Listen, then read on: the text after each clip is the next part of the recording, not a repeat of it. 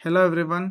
आज हम पढ़ने वाले हैं रेशियो के आरटीपी, एमटीपी और पीवाईक्यू के क्वेश्चंस। ठीक है, अभी तक अगर आपने इलस्ट्रेशन या टीवाईके या कंसेप्ट वीडियो नहीं देखा है तो आप प्लेलिस्ट में जाके देख सकते हैं। आई बटन में और डिस्क्रिप्शन में मैं लिंक दे दूंगा। ओके, अभी हम क्वेश्चन स्टार्ट करने वाले हैं रेशियो के आरटीपी से पहले हम पीवाईक्यू कर रहे हैं, फिर एमटीपी करेंगे, फिर आरटीपी करेंगे। ठीक है, तो पीवाईक्यू क्वेश्चन नंबर 12 ये हमारा कब आया था? ये हमारा आया था पीवाईक्यू सितंबर 25, मतलब सितंबर 25 के पेपर में ये 5 मार्क्स के लिए क्वेश्चन आया था। ओके सर, तो हम क्वेश्चन स्टार्ट करें। ठीक है, आप इंटरेक्टिव हो सकते हो, कोई दिक्कत नहीं है ना। दीवान लिमिटेड, वॉइस कट रही है आपकी। ओके, वॉइस में इशू आ रहा है क्या? हाँ, मतलब अभी बीच में एकदम अटक सा गया था, वॉइस और वीडियो दोनों ही आ रहा था।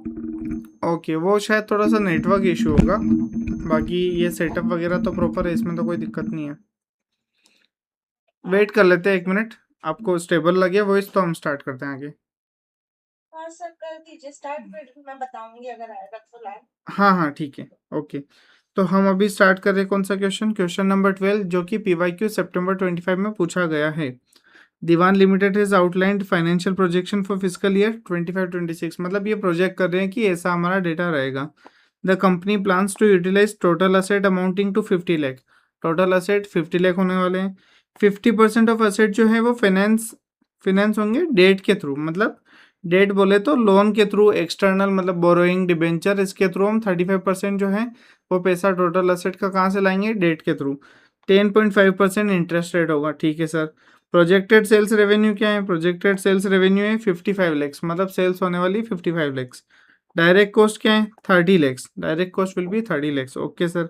अदर ऑपरेटिंग एक्सपेंसेस जो हैं वो 4,80,000 होने वाले हैं। एप्लीकेबल टैक्स रेट 33%, मतलब 1/3 हमारा टैक्स रेट होने वाला है। ओके, अब कुछ कुछ चीज़ें आपको बोलिए कि आप कैलकुलेट कर दो। क्या कैलकुलेट कर दो? PAT, net profit, return on asset, एक एक करके हम कैलकुलेट करेंगे। तो सबसे पहले पीएटी बोला है, पीएटी कैसे कैलकुलेट करते हैं? हमने लिवरेज में क्या पढ़ा है बताओ, पीएटी कैसे कैलकुलेट करेंगे? इनकम स्टेटमेंट बनानी पड़ेगी इसमें पहले। हाँ करेक्ट, इनकम स्टेटमेंट बनानी पड़ेगी। तो हम शुरू हो जाते हैं इनकम स्टेटमेंट के साथ। इनकम स्टेटमेंट में जो जो इन्फॉर्मेशन चाहिए वो यहाँ पर दी है। क्या सबसे पहले शुरुआत कहीं से करेंगे? शुरुआत सेल्स से। ठीक है, सेल्स हमारा कितना आ गया? 55 लैक्स हमारा सेल्स आ गया। ओके, फिर देखो, फिर हमारा क्या आ जाता है? सेल्स के बाद हमारा आ जाता है डायरेक्ट कॉस्ट। डायरेक्ट कॉस्ट कितना है? डायरेक्ट कॉस्ट 30 लैक्स है। ओके सर, अब आ जाएगा हमारा 25 लैक्स बचा। ठीक है, इसको हम जीपी बोल सकते हैं। ठीक है, जीपी हमारा 25 लैक्स आ गया। अब जीपी में से और क्या लेस होगा? अदर ऑपरेटिंग एक्सपेंसेस लेस हो जाएंगे, है ना। तो माइनस कर दो other operating expenses. Other operating expense यहाँ माइनस किए 4,80,000 के। 2020 आएगा आई गेस, है ना। ठीक है, तो ये हमारा क्या आ जाता है? ये हमारा earning before interest and taxes. क्यों? क्योंकि अभी इंटरेस्ट और टैक्स डिडक्ट करना बाकी है। अब हम माइनस करेंगे इंटरेस्ट। तो इंटरेस्ट का हमारी कैलकुलेशन अभी हमने की नहीं है। 10.5% है और 35% टोटल असेट है, तो इंटरेस्ट की कैलकुलेशन यहाँ कर देते हैं, है ना।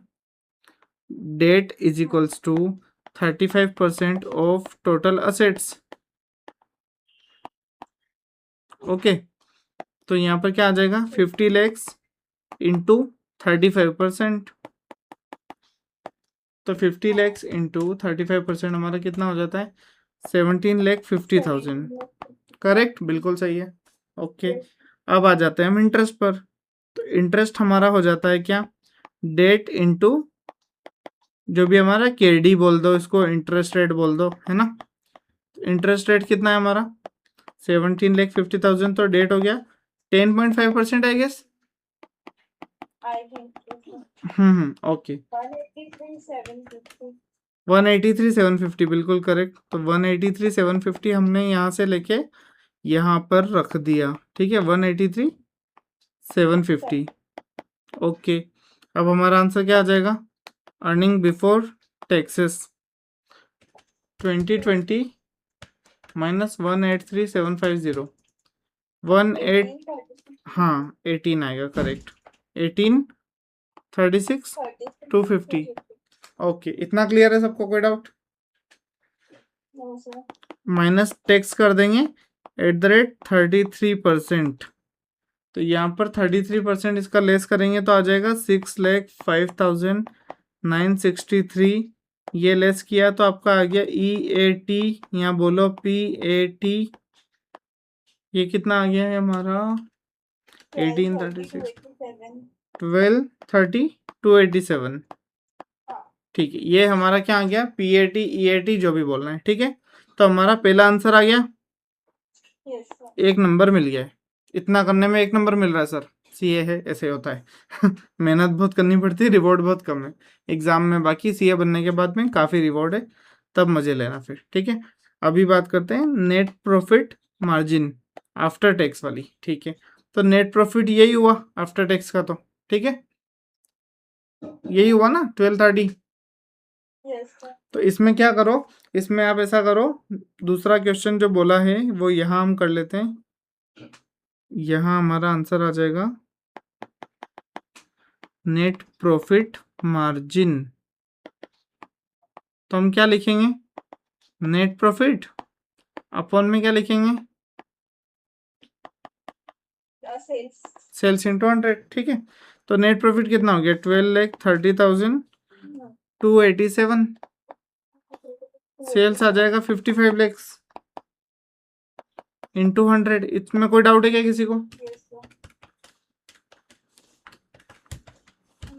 ये हमारा आ जाता है 22.37%। ये हमारा नेट प्रॉफिट मार्जिन भी आ गया। 2 नंबर आ गए अपने। चलो आने दो, आने दो, है ना, 2 नंबर अपने आ चुके हैं। अब तीसरा करते हैं। तीसरा बोल रहा है return on asset after tax. Return on asset after tax. तो सर आप देखो, जनरली रिटर्न ऑन असेट्स मैंने आपको बताया, रिटर्न ऑन टोटल असेट्स में EBIT लेते हैं। उसका क्या कारण है? क्योंकि जो टोटल असेट है, टोटल असेट फाइनेंस कैसे होते हैं? इक्विटी से भी होते हैं, डेट से भी होते हैं। तो डेट से भी अगर होते हैं तो अपन EBIT क्यों लेते हैं? क्योंकि इंटरेस्ट का प्रोपोर्शन उसमें रहना चाहिए। अगर इंटरेस्ट हटा के हम देखेंगे तो टोटल असेट का नहीं बनेगा, वो तो इक्विटी का बन जाएगा। लेकिन क्वेश्चन में क्या बोला है? Return on assets after tax लेना है। Return on asset after tax लेना है, ठीक है। तो हमको क्या करना पड़ेगा? हमको इंटरेस्ट तो इंक्लूड करना है। क्यों? क्योंकि असेट्स में डेट के थ्रू भी फाइनेंसिंग हो रही है, और इसमें तो क्लियरली लिखा है 35% of assets finance through debt, ठीक है। तो हमको क्या करना पड़ेगा? हमको सर ये करना पड़ेगा कि थर्ड पॉइंट डाला, और यहाँ पर रिटर्न ऑन असेट का पहले फॉर्मूला लिखना पड़ेगा। Return on asset after tax. तो रिटर्न ऑन असेट का क्या फॉर्मूला बनेगा? आप ट्राई करना चाहोगे कि क्या फॉर्मूला बनेगा? एक बार कोशिश करोगे? EBIT upon total assets. EBIT upon total assets, इतना बिल्कुल सही है। लेकिन एक चीज इसमें है कि ये आफ्टर टैक्स बोल रहा है, तो यहाँ पर 1 - T कर देना। क्यों करा है 1 - T? क्योंकि क्वेश्चन ने खुद बोला है, हम हमारे मन से नहीं कर रहे। अदरवाइज सिर्फ EBIT आना चाहिए था, ठीक है। तो इज इक्वल्स टू हम क्या करेंगे? हमारा EBIT कितना था? हमारा EBIT ये रहा 20,20,000। तो हमने लिखा 20,20,20,000। इसमें लिखा 1 - 0.33, है ना। 33% है, इसको आप है ना 33.3333 मत कर, सिर्फ 33 है। ऐसी एरर भी मैंने खुद ने मतलब सॉल्व करते टाइम की थी, तो मेरे को ध्यान आ रहा है कि हाँ 33 ऐसे 0.33 ही लिखना। अपन फ्लो में आ जाते हैं ना, सीधा 1/3 कर दो, 33 दिखा तो उससे क्वेश्चन गलत हो जाएगा। टोटल असेट 55 लैक्स लिख दिया, ओके। इंटू 100 तो अपना है ही सही। तो अब 2020 माइनस 33% कर दो, कितना आ गया आपका? 13 लाख 1350। 53,400। Yes yes, okay. और नीचे आ गया 55, और ये आ गया 100। अब इसको सोल्व कर दो। 24.60। 24.60, ठीक है। 24.60% आपका आंसर आ गया। ये टेली कर ले क्या अपन 24.60?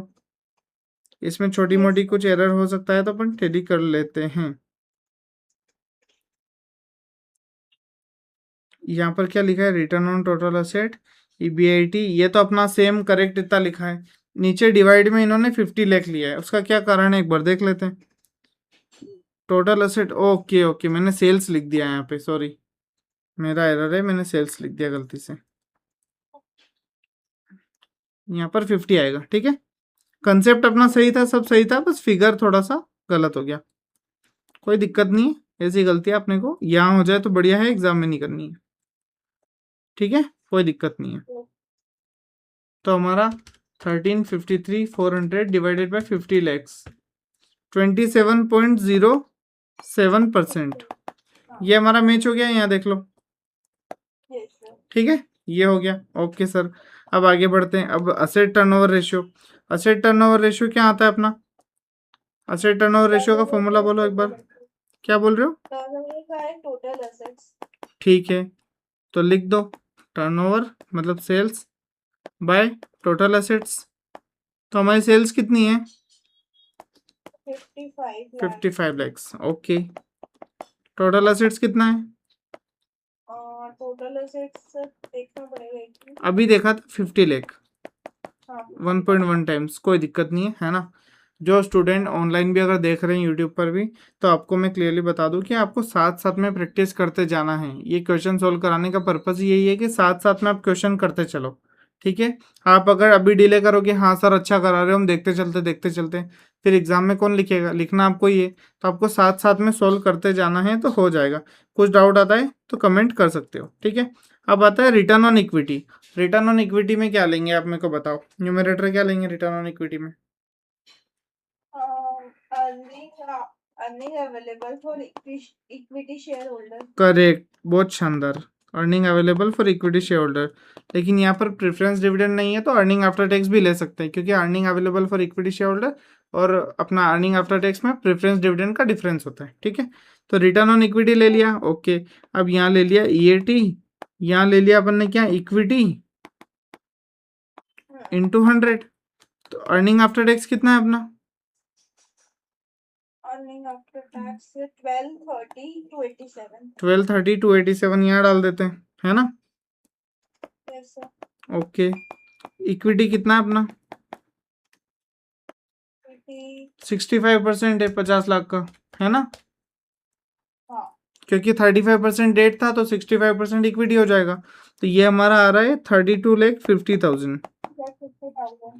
ओके, तो इसका परसेंटेज अपना रेशियो क्या आ गया फाइनल?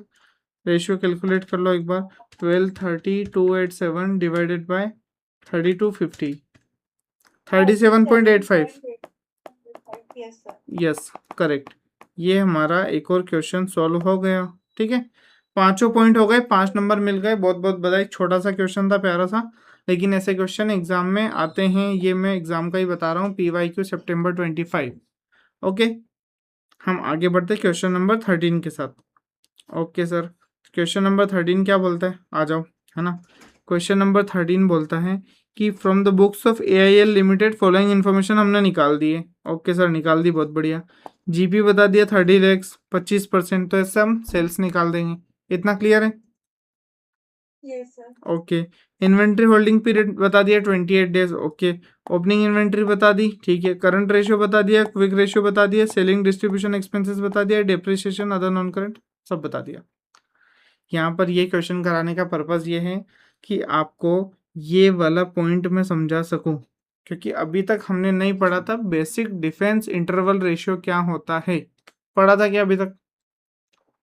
नहीं। है ना, तो हम बेसिक डिफेंस इंटरवल रेशियो अच्छे से कर लेंगे। अभी हम सीधा इसको क्वेश्चन को स्टार्ट करते हैं। तो क्वेश्चन में आपको इतना समझ में आ गया, GP दे रखा है, तो आप क्या निकाल दो कि सेल्स, तो फटाक से सेल्स निकाल दो, है ना। तो sales is equals to GP by GP margin, ये तो लिख ही सकते हैं, है ना। तो GP आ गया 30 लाख और GP मार्जिन क्या आ गया? 25%। Yes yes, 25% correct. तो हमारा इसका आंसर आ गया है 1 करोड़ 20 लैक्स, ठीक है, इतना सबको क्लियर है। 1,20,00,000 हमारा फर्स्ट पोर्शन कंप्लीट हो गया। मतलब हमको क्वेश्चन को अप्रोच कैसे करना है, मैं हर चैप्टर में हर क्वेश्चन में यही बताता हूँ कि आपको क्वेश्चन टेकल करना आना चाहिए। कंसेप्ट आ गए, क्वेश्चन समझ में आ गया, कहाँ से क्या हो रहा है वो समझ में आ गया। लेकिन अगर आपने खुद ने ट्राई नहीं किया, आपने स्टार्टिंग नहीं समझी कि कहाँ कौन सा फिगर दे रखा है, तो हम कहाँ से शुरुआत करें, तो कोई मतलब नहीं है। फिर एग्जाम में आपसे क्वेश्चन नहीं बनेगा, ये मैं बता रहा हूँ। तो आपको अभी से क्वेश्चन को अप्रोच करना समझना होगा, ठीक है। तो हमारा ये 1,20,00,000 हमारा आ चुका है। ओके सर, अब क्या करेंगे आप बताओ। अब देखो, इन्वेंट्री होल्डिंग बोल रहा है, तो इन्वेंट्री होल्डिंग बोल रहा है तो हम क्या कर सकते हैं इन्वेंट्री होल्डिंग में। क्या लगता है इन्वेंट्री का मतलब, इन्वेंट्री टर्नओवर रेशियो का फॉर्मूला क्या है? Turnover by average inventory. हाँ, टर्नओवर की जगह सेल्स की जगह सॉरी अपना सीओजीएस आएगा, है ना, सीओजीएस आएगा। ठीक है, तो COGS is equals to sales minus क्या आ जाएगा, जीपी। तो सेल्स हमारी 1,20,00,000, जीपी हमारा 30,00,000, तो हमारा आंसर आ जाता है सीओजीएस इज इक्वल्स टू 90,00,000। ठीक है, इतना क्लियर हो गया, कोई डाउट इसमें? नहीं। ठीक है सर, ओके। अब देखो, अब हमको आना है इन्वेंट्री टर्नओवर रेशियो पर। तो इन्वेंट्री टर्नओवर की जगह यहाँ पर क्या गिवन है, इन्वेंट्री टर्नओवर की जगह यहाँ पर गिवन है इन्वेंट्री होल्डिंग पीरियड। ठीक है, तो हमको लिखना है इन्वेंट्री होल्डिंग पीरियड का फॉर्मूला। इन्वेंट्री होल्डिंग पीरियड का फॉर्मूला क्या होता है? इन्वेंट्री होल्डिंग पीरियड का फॉर्मूला जनरली इन्वेंट्री जो अपना टर्नओवर है ना उसका उल्टा कर दो, पर इसमें बस डेज मल्टीप्लाई हो जाते हैं। तो एवरेज इन्वेंट्री लिख दिया, अपॉन में लिख दिया सीओजीएस, इनटू आपने लिख दिया कितना डेज में 360, अज्यूम कुछ दिया है कि 360 ये लिखा है, अजम्पशन 360 डेज लेना है। ठीक है, तो आप अज्यूम कितना कर लो 360 डेज। ठीक है, इसमें कोई डाउट किसी को? No sir. देखो ये क्यों है, एवरेज इन्वेंट्री पीरियड मतलब क्या होता है मैं आपको बताता हूँ, इन्वेंट्री होल्डिंग पीरियड मतलब क्या होता है मैं आपको बता देता हूँ। आपको टोटल साल में कितना कॉस्ट ऑफ गुड्स सोल्ड लगता है, मतलब आपने कितना ज़्यादा इन्वेस्टमेंट किया, मतलब कितना ज़्यादा रॉ मटेरियल लिया, कितना ज़्यादा खर्चा किया साल में। लेट से आपने 1,00,000 रुपीज़ का खर्चा किया। ओके सर, अब देखो आपकी एवरेज इन्वेंट्री कितनी मेंटेन होती है, बाकी तो आप सेल आउट कर देते हो, आपको इतनी स्टॉक में रखनी पड़ती है। कितनी रखनी पड़ती है? लेट से 20,000। ओके सर, तो यहाँ पर एक एग्जाम्पल के लिए हमने लिख दिया कि ये अपनी 20,000 मेंटेन करनी पड़ती है, और ये हमारा 1,00,000 का क्या है टोटल, हमको पूरे साल में सीओजीएस मतलब कॉस्ट ऑफ गुड्स सोल्ड एक साल में हमको इतना खर्चा हो जाता है 1,00,000 रुपए का, जिसमें से 20,000 को हमको overall over the time period average maintain करना पड़ता है इन्वेंट्री को। ठीक है सर, तो इसमें क्या करो, इसमें आप करो इंटू 360 डेज। तो आपको इन्वेंट्री कितने दिन तक, एक इन्वेंट्री अगर कोई प्रोडक्ट बना, ये पेन बनी, तो हमको ये कितने दिन तक रखनी पड़ेगी स्टॉक में, सो दैट हम आगे फिर बेच सके। कितने टाइम तक रखनी पड़ेगी उसको बोलते हैं इन्वेंट्री होल्डिंग पीरियड, मतलब कितने टाइम तक गोडाउन में स्टॉक में रखनी पड़ेगी। ओके, तो यहाँ पर आ गया अपना 5 into 360 days divide by 360 days होगा। गेस एक बार इसको देख लेंगे, पर इस टाइप से इसका आंसर आ जाता है। ओके, अभी हम इसको यहाँ पर डिडक्ट कर देते, रख देते हैं रब करके। ये बात समझ में आ गई आपको? इतना क्लियर है, कोई डाउट?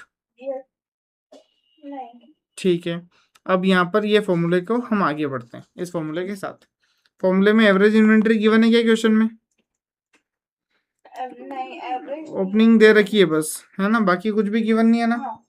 तो हमको एवरेज इन्वेंट्री निकालनी है, ये मान के चलो। ठीक है सर, सीओजीएस क्वेश्चन में गिवन है, हाँ सर गिवन है 90,00,000। ठीक है, अब 360 क्वेश्चन में गिवन है क्या? यहाँ पर है ना, एक्चुअली ऐसा होना चाहिए कि 360 यहाँ पर नहीं आएगा, यहाँ पर इसको आप हटा सकते हो। आपका क्या आएगा यहाँ पर, जैसे ये 28 है ना, तो ये कैसे कैलकुलेट होता है 360/28, ये ऐसे लिखाता है, तो इधर आके मल्टीप्लाई हो जाएगा। मतलब मैं आपको समझाता हूँ, 1 मिनट। एवरेज इन्वेंट्री आपका यहाँ लिखा, फिर आपका क्या आ जाएगा, 1 मिनट, मैं आपको फाइनल आउटपुट दे रहा हूँ। डिवाइड हो जाएगा ना। हाँ हाँ, 1 मिनट 1 मिनट, मैं पूरा बता रहा हूँ। ये अपना केस है, ये अपना फॉर्मूला है। क्या फॉर्मूला है एक बार और याद कर लो, average inventory upon COGS into number of days. ठीक है, इतना क्लियर है। अब क्या होगा, हमारा एवरेज इन्वेंट्री हमको निकालना है रिजल्ट में, कंक्लूजन इसका आना चाहिए। तो ये इधर जाएगा, ठीक है, और ये यस सर। इधर जाएगा नीचे, है ना। तो average inventory is equals to हमारा आ जाएगा 90 लैक्स इंटू 28, ये इधर चला गया है ना, 28 ये इधर चला गया, डिवाइडेड बाय 360। तो हमारी एवरेज इन्वेंट्री कितनी आ जाएगी? 7 लाख। हाँ एक मिनट, चार्ज पे है, हाँ ठीक है। एवरेज इन्वेंट्री हमारी कितनी आ रही है बता रहे हो? 7 लाख है ना, 7 लाख हमारी एवरेज इन्वेंट्री आ गई। यस। अब क्वेश्चन में ओपनिंग इन्वेंट्री गिवन है, average inventory is equals to opening inventory plus बताओ अपॉन 2, ठीक है। तो हमने क्या किया, हाँ average opening plus closing upon 2, average मतलब ओपनिंग प्लस क्लोजिंग अपॉन 2, ठीक है सर। अब यहाँ पर बताओ, एवरेज आ गई 7 लाख, ओपनिंग आ गई हमारी कितनी, क्वेश्चन में कितनी गिवन है बताना? 8 लाख गिवन है, ठीक है। सर देखा नहीं। हाँ कोई बात नहीं, 8 लाख गिवन है, मैंने देख लिया। प्लस क्लोजिंग हमारी निकालनी है, और ये यहाँ पर 2, ठीक है। तो 7 2 14 यहाँ आ गया, 8 माइनस हो गया, यस सर। तो हमारी क्लोजिंग इन्वेंट्री कितनी आ गई? 6 लाख।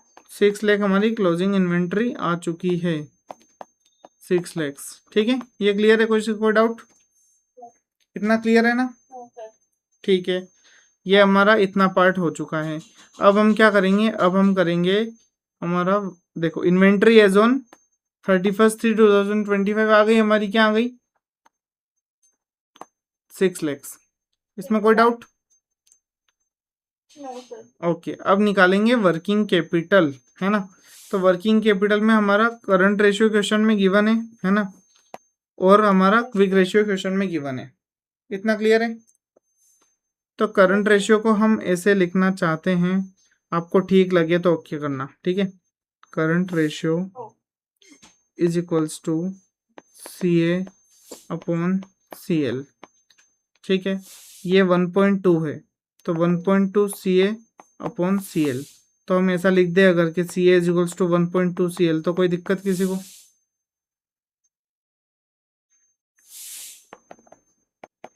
कोई दिक्कत? CA is equals to 1.2 CL बनता है, सही आंसर है। हेलो,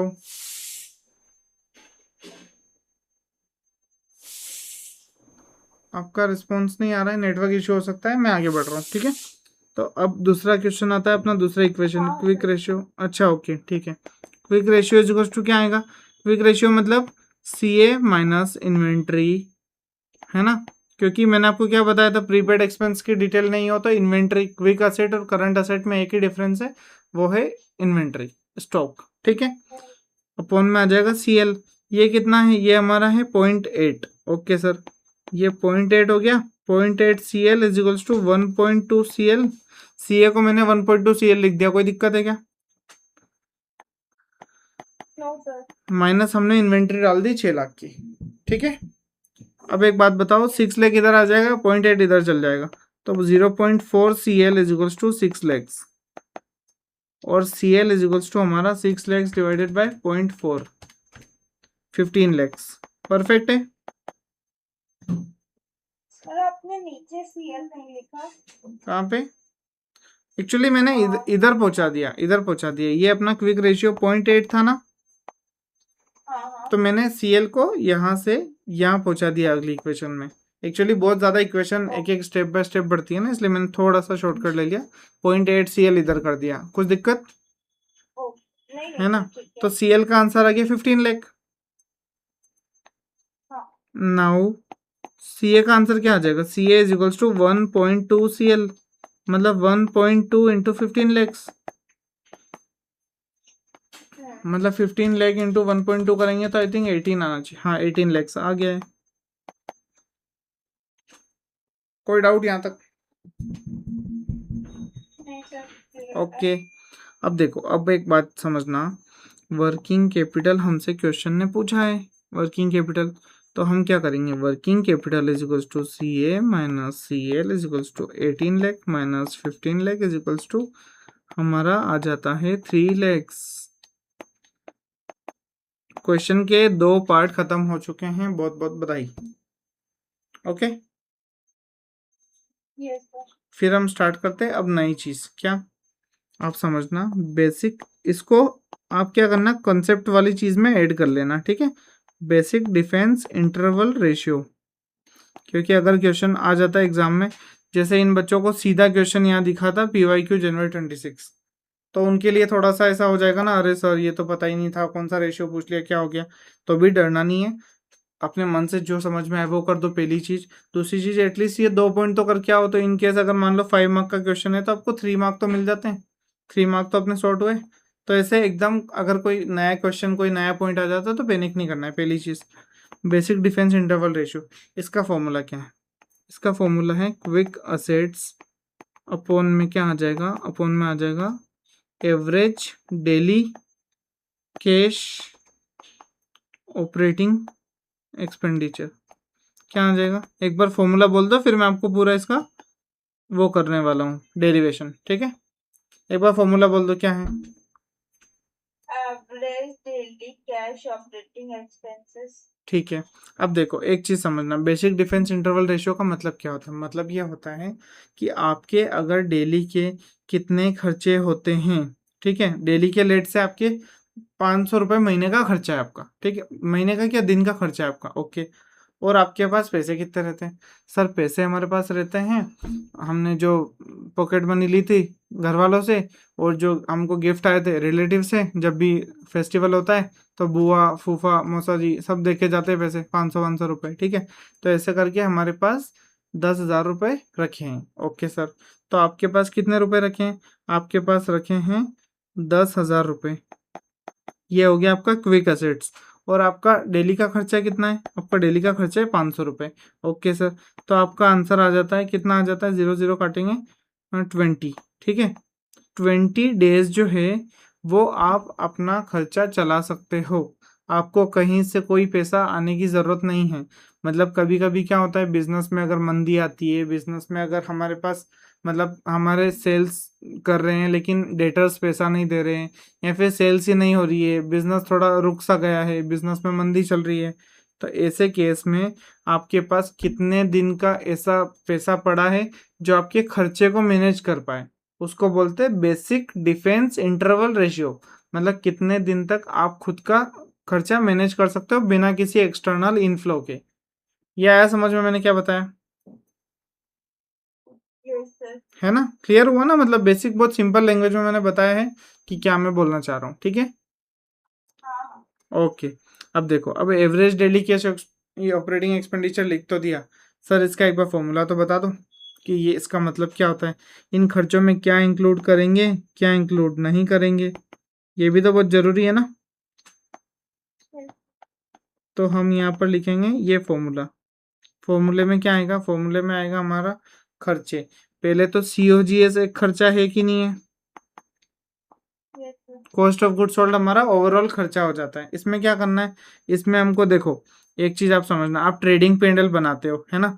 तो ट्रेडिंग पेंडल बनाते हो तो तब क्या करते हो, सेल्स इधर आ जाती है, COGS इधर आ जाता है, बाकी GP बच जाता है।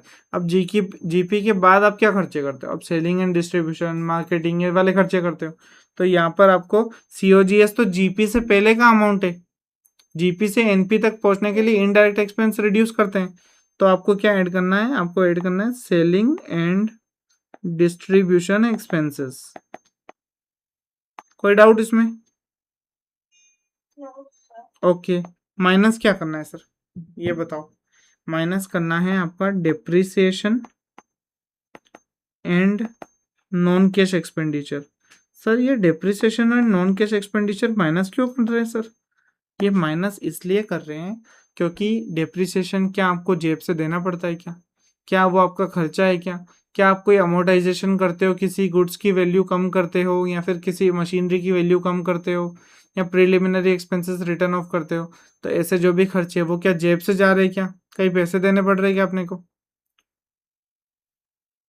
बताना, कहीं नहीं देने पड़ रहे ना, ठीक है। तो ये हमारा क्या हो जाता है, इतना हमने डिडक्ट कर लेंगे। डिडक्ट क्यों करेंगे, क्योंकि सर ये पैसे तो हमको देना ही नहीं पड़ रहा है, तो हम फालतू में खर्चा क्यों, हम basic defence interval ratio calculate कर रहे हैं ना, मतलब कितना खर्चा हमको लग सकता है वो बता रहे हैं, तो उसमें से डेप्रिसिएशन हटा देंगे क्योंकि जेब से तो नहीं देना पड़ रहा है। डिवाइडेड बाय क्या करेंगे, नंबर ऑफ डेज, मतलब नंबर ऑफ डेज क्यों, क्योंकि आपको ओवरऑल डेली का खर्चा कितना है, सारा ये तो सारा साल भर का खर्चा था, तो अपने को डेली का निकालना है, तो उसका एक एवरेज कर देंगे, मतलब नंबर ऑफ डेज से डिवाइड कर देंगे। इसमें कोई डाउट है किसी को? No sir. ओके, समझ में आया ना पूरा अच्छे से? हाँ। ओके, अब देखो, अब आपका सीओजीएस क्या है, सीओजीएस आई थिंक 90 लैक्स है। एक बार देख लो सीओजीएस कितना है, ये रहा, COGS 90 lakhs। हाँ। ठीक है। फिर आपका आ जाता है सेलिंग एंड डिस्ट्रीब्यूशन और डेप्रिसिएशन, ये क्वेश्चन में गिवन था। 12 लाख ऐड कर दो, 480 रिड्यूस कर दो, तो हम क्या करेंगे, हम 12 लाख ऐड कर देंगे और 480 रिड्यूस कर देंगे।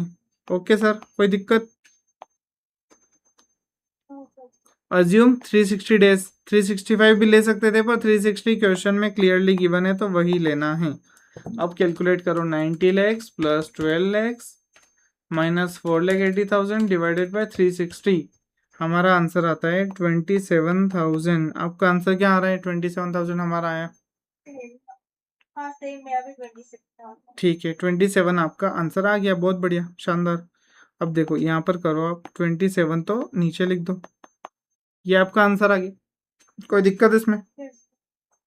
No sir. ओके, अब क्विक असेट्स में क्या आता है, क्विक असेट्स में current asset minus inventory.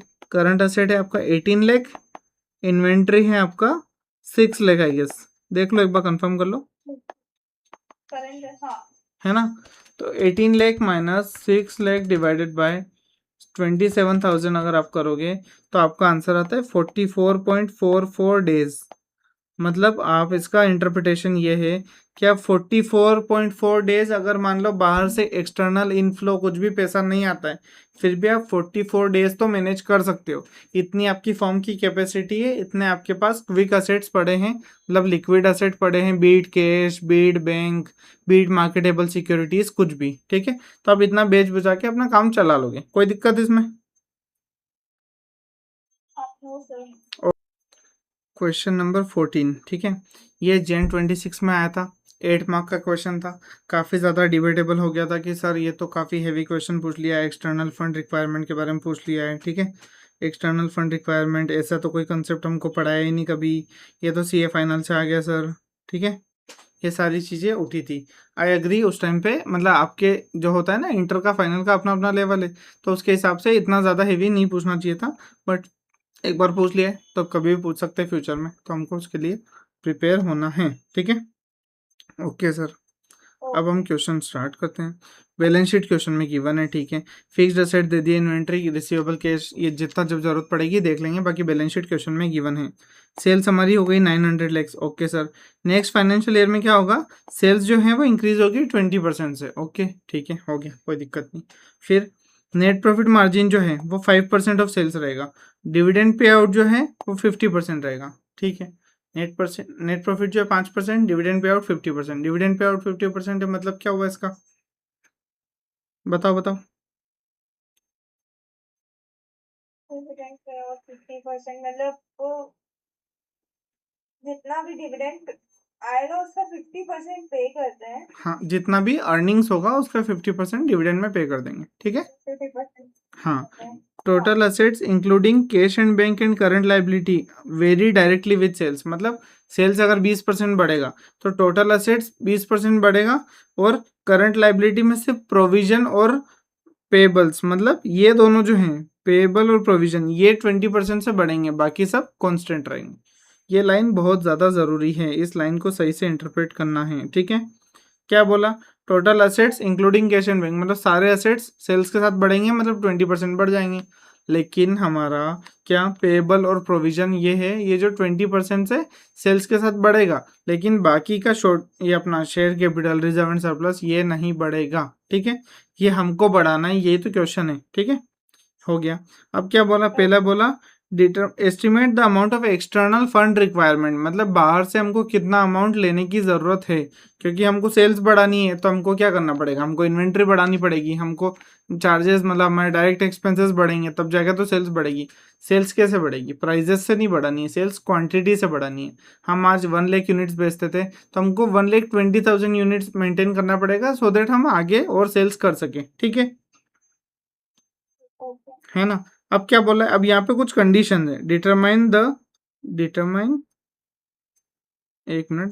The sources and composition of fund to meet the requirement given the following parameters, मतलब ये सारी कंडीशन फुलफिल हो और हमें बताओ कि हम कहाँ से पैसा अरेंज करें, कहाँ से करें और कितना करें। ओके सर, करंट रेशियो जो है वो 1.4 होना चाहिए, मतलब CA/CL 1.4 होना चाहिए।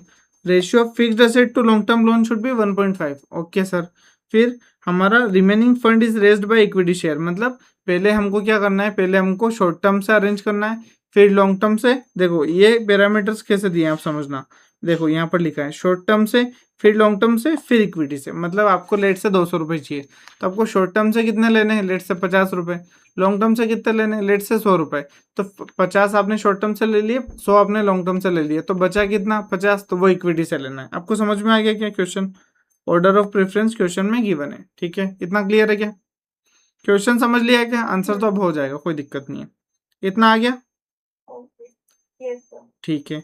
अब हम क्या करते हैं, अब हम करते हैं calculation of external fund requirement. क्या करेंगे, calculation of external fund requirement, ठीक है ये अच्छा क्वेश्चन है, अपन आराम से करते हैं। ओके अब देखो, अब सबसे पहले आ गया हमारा क्या, हम पहले कैलकुलेट करते हैं सेल्स के एंगल से, ठीक है। एक्सपेक्टेड सेल्स कितनी हो गई हमारी, बताओ 900 plus 20%। 900 इन प्लस 20%, बताओ क्या अमाउंट आ रहा है, 1080, ठीक है। हाँ यहाँ पे लिख देना अमाउंट इन लैक्स, है ना, ये बहुत जरूरी है कि आप वो लिख दो क्लियर हेडिंग में, क्योंकि आप अपन 1080 और उसके बाद 50 लगाने तो नहीं बैठे हैं, तो सीधा अमाउंट इन लैक्स लिख के खत्म करो। ओके ये हमारी एक्सपेक्टेड सेल्स हो गई। हमारा नेट प्रॉफिट क्या होगा सर, हमारा नेट प्रॉफिट होगा इसका 5%, 5 है ना। 1080 का 5% कितना होता है, 54। ओके सर, अब डिविडेंड हम कितना पे कर देंगे, माइनस डिविडेंड। 54 नेट प्रॉफिट मतलब क्या होता है, अर्निंग आफ्टर टैक्स, है ना, उसमें से आप डिविडेंड माइनस कर रहे हो 50% ऑफ 54, कितना हो जाएगा 27। तो हमारा रिटेन्ड अर्निंग्स क्या हो जाएगा, रिटेन्ड अर्निंग्स क्या होता है समझते हो, कि आपने कितना पैसा कमाया, लेट से आपने 100 रुपये कमाया और आपने 50 डिविडेंड में बांट दिया, तो रिटेन कितना कर लिया, प्लो बैक कितना कर लिया, ठीक है ये हो गया आपका 27। मतलब आपको जितने भी रुपए चाहिए उसमें से 27 तो आपके पास रिटेन कर सकते हो, मतलब शेयर होल्डर को नहीं देने हैं, ठीक है सर। अब एक चीज समझना, आपको एडिशनल असेट्स कितने रिक्वायर्ड है ये मुझे बताओ, ये सबसे ट्रिकी पॉइंट है, यहाँ ध्यान से पढ़ना, ये सबसे ट्रिकी पॉइंट है अपना, ठीक है। एडिशनल एसेट्स कितने लाने हैं, एडिशनल एसेट्स रिक्वायर्ड कितने हैं, ठीक है बताओ। बताने से पहले मैं बेसिक आपको बताता हूँ कि आपको किस सोच से चलना है। आपके टोटल एसेट्स कितने, 1308, ठीक है 1308 टोटल एसेट है, इतना समझ में आ गया, यस सर है ना। अब देखो पेएबल और प्रोविजन को इसमें से लेस करके हमको चलना है, क्यों, क्योंकि ये तो ऑलरेडी 20% इनके साथ बढ़ जाएंगे, हमको बाकी पे ही मेहनत करनी है ना, ठीक है। तो हमको क्या करना पड़ेगा, 1308 माइनस क्या करना पड़ेगा, ये आ गया अपना 144 और 96, क्यों माइनस कर रहे हैं, क्योंकि ये तो ऑलरेडी इनके साथ साथ ही चल रहा है ना, इसमें तो क्वेश्चन में बोल दिया कि ये जो है अपना, ये तो देखो क्वेश्चन में क्या बोला कि करंट लायबिलिटी और पेबल प्रोविजन ये तो साथ में डायरेक्टली विद सेल्स वेरी करेंगे, मतलब इनका तो हम कुछ बोल ही नहीं सकते, इनका जितना बता दिया उतना कर लो, इतना क्लियर है सबको, ओके इसमें कुछ डाउट है क्या, यहाँ पे डाउट है ना। आपको ऐसे क्वेश्चन में मैं आपको फ्री हैंड देता हूँ, ऐसे क्या मैं तो हर क्वेश्चन में फ्री हैंड देता हूँ, वो तो कोई डाउट ही नहीं है ना। तो आपको जितना भी डाउट हो हाथों हाथ पूछ लो, डबल रोको ट्रिपल रोको। अपना मैथ्स वाले सर का सीन नहीं है कि तुमको डाउट आया तो 10 बार पूछो और दूसरी बार पूछा है इतना ही समझ नहीं आ रहा, वैसा वाला सीन नहीं है। ठीक है। हाँ, हाँ तो अब ये सॉल्व कर दो। इसमें कुछ डाउट है क्या? नहीं सर। ठीक है। अब ये जैसे आपने सॉल्व किया, आपका क्या आंसर है बता दो मुझे।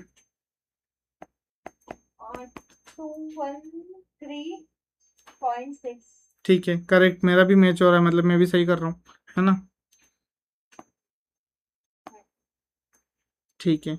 अब देखो, अब हमको क्या करना है, हमको हमारे पास एडिशनल असेट चाहिए 213.6, मतलब आपका 213.6, आपको इतना एडिशनल असेट्स लाना है टू इंक्रीज आपका सेल्स इंक्रीज करना पर्पज है।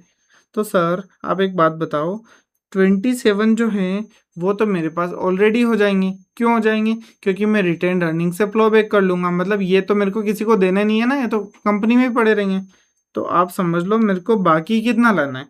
तो यहाँ क्या लिखूंगा मैं, बैलेंस टू रेज, रेज मतलब फंड्स, रेज फंड्स लिख दो भले, ठीक है।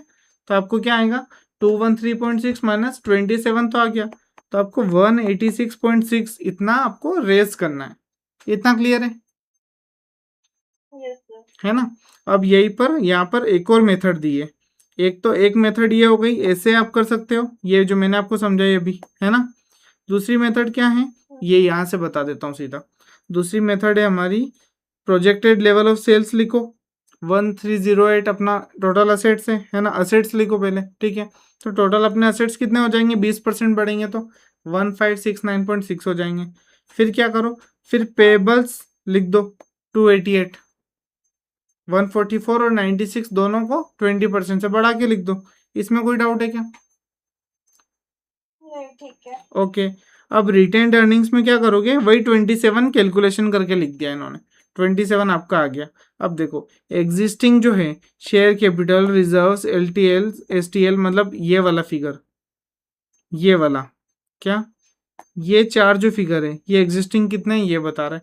पहले इसको लिखा इसने, इसको लिखा। अब ये दोनों तो सेल के साथ 20% बढ़ रहे थे तो अपन ने 2020 बढ़ा के लिख दिया। ये वाला अपना एग्जैक्ट लिख दो। एग्जैक्ट कितना आ गया अपना, एग्जैक्ट आ गया हमारा 1068, 1068, ठीक है। इतना क्लियर है? कोई डाउट इसमें? Yes sir. अब इसको नहीं। आपको सेट ऑफ करना है। क्या करना है, ए जो है आपका, ये टोटल असेट्स है, ये लाइबिलिटी है, ये भी कहीं ना कहीं रिटेन अर्निंग किस में जाता है, लाइबिलिटी पार्ट में ही जाता है बैलेंस शीट के, और ये भी लाइबिलिटी है। तो इन तीनों को माइनस कर दो, मतलब आपने फ्यूचर के प्रोजेक्टेड असेट एक साइड में लिख दिए, है ना? उसमें से अब आप क्या माइनस कर रहे हो, फ्यूचर की लाइबिलिटी। तो पेएबल्स और प्रोविजन तो आपका 20% से बढ़ रहा था, रिटेन अर्निंग आपका जो भी कैलकुलेशन से आ गया, और बाकी के जो कॉन्स्टेंट थे वो कॉन्स्टेंट के कॉन्स्टेंट यहाँ लिख दिए। तो आपका 186 आ जाता है ऐसे भी, ठीक है। मुझे लगता है मेरा ये मेथड ज़्यादा सही लगता है मुझे, क्योंकि सिंपल है, इजी है। इजी भी है। हाँ तो इसलिए ये मैंने फिर भी बता दिया। यहाँ पर क्या लिखा है वैसे भी, calculation of EFR can be presented in the following way, ऐसे भी कर सकते हो। अदरवाइज ये बेसिक मुझे ठीक लगता है तो ऐसे भी कर सकते हो, ठीक है। ओके। ओके। अब हम पढ़ते हैं आगे। अब हमारा पर्पज है कि हम शॉर्ट टर्म बोरोइंग से कैसे पैसा लाए, लॉन्ग टर्म बोरोइंग से कैसे पैसा लाए, और इक्विटी से कैसे पैसा लाए। तीन हमारा पर्पज है ना? तो अब हम क्या करेंगे, अब हम करेंगे यहाँ से, अब बता देता हूँ, है ना? यहाँ से अब बहुत ईजी है, बस आपने अगर इतना कर लिया ना तो आपको यहाँ पर मार्क्स भी जैसे 8 नंबर का है ना, तो आपको 3 नंबर 4 नंबर यही मिल जाएंगे, क्योंकि ये बहुत टफ पार्ट था। तो 3 नंबर तो आराम से यहाँ आ सकते हैं अगर आपने ये क्रैक कर लिया ना। अब देखना, अब तो बहुत ऐसा मक्खन की तरह जाएगा क्वेश्चन, ठीक है। आपके एक बात बताना, न्यू, स्टडी मटेरियल में ऐसा क्वेश्चन है? क्या बोल रहे हो? स्टडी मटेरियल में ऐसा क्वेश्चन है? स्टडी मटेरियल में नहीं है केस। तो मतलब फिर कैसे एग्जाम में आ गया ये? एग्जाम में तो होता है किस ना। बेसिस? अब तो एएफएम की एग्जाम अगर मई 26 वाली देखते हैं तो उसमें तो बिल्कुल ही आउट ऑफ सिलेबस आ गया, लगभग 80 मार्क्स का बिल्कुल आउट ऑफ सिलेबस था। तो आईसीआई देखो, मैं आपको एक चीज़ समझाता हूँ। आईसीआई एग्जाम टफ करता है, एफएम एसएम तो स्पेशली आईसीआई का फेवरेट बन चुका है ऑडिट के बाद, ठीक है। कोस्टिंग फिर भी ओके ओके आता है, एफएम एसएम तो बहुत हालत खराब होती है। तो आपको क्या करना है, आपको इसीलिए बोलता हूँ मैं कि 100% कवरेज करो।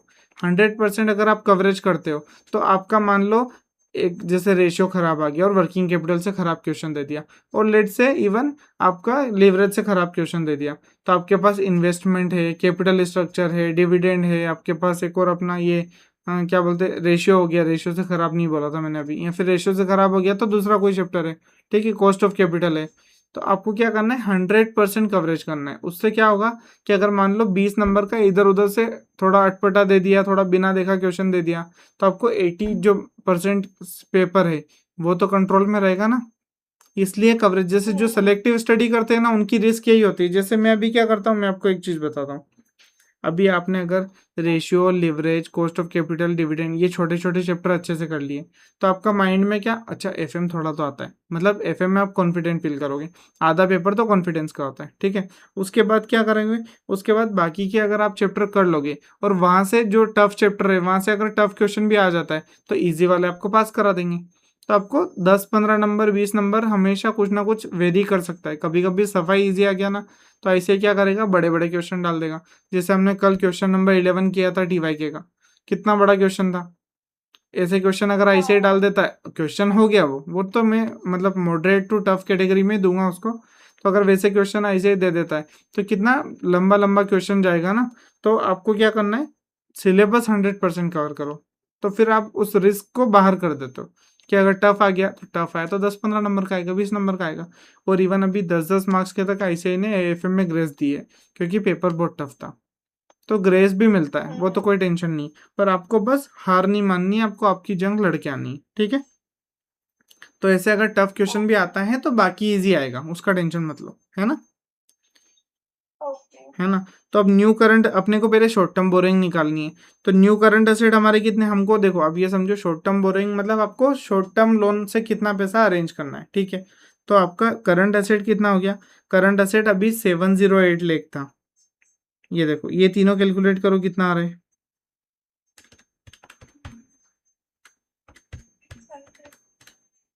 कितना आ रहा है बताओ। हाँ हाँ आराम से।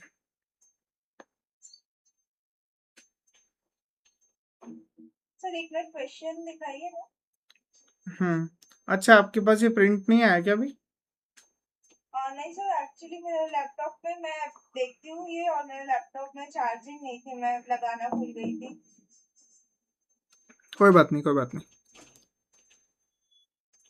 1308 ही आ रहा है। ठीक है, नहीं नहीं नहीं, ये तीनों, सिर्फ ये तीनों करंट एसेट की बात हो रही है, तो फिक्स्ड एसेट है, 708। ठीक है। 708 आपका आ गया। अब करंट एसेट जो है, सारे एसेट्स 20% बढ़ेंगे, तो करंट एसेट को 20% से बढ़ा दो तो आपका आ जाएगा 849.6। इतना क्लियर है। Yes sir. अब देखो, अब क्या करना है, करंट लाइबिलिटीज कितनी हो जाएगी, करंट लाइबिलिटी भी आपकी 20% से बढ़ जाएगी।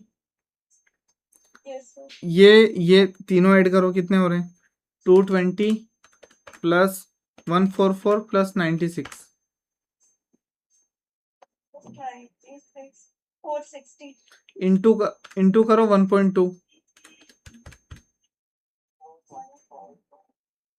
552। ओके, अब देखो आपका जनरली कितना आना चाहिए, आपका 552 करंट लाइबिलिटी आना चाहिए। लेकिन यहाँ क्वेश्चन को समझना, यहाँ पर क्वेश्चन में 849.6 आपका करंट एसेट दे दिया, लेकिन आपको क्या कंडीशन दी कि current ratio to be maintained क्या 1.4। तो आपको क्या करना है, करंट लाइबिलिटी क्या आएगी आपकी, करंट लाइबिलिटी आ जाएगी, current liability is equal to C A upon 1.4। इसमें कोई डाउट किसी को, सी ए अपॉन 1.4, ठीक है। तो सी ए 849.6 डिवाइडेड बाय 1.4, तो आपकी करंट लाइबिलिटी क्या आ जाएगी, मुझे बता दो। 849.6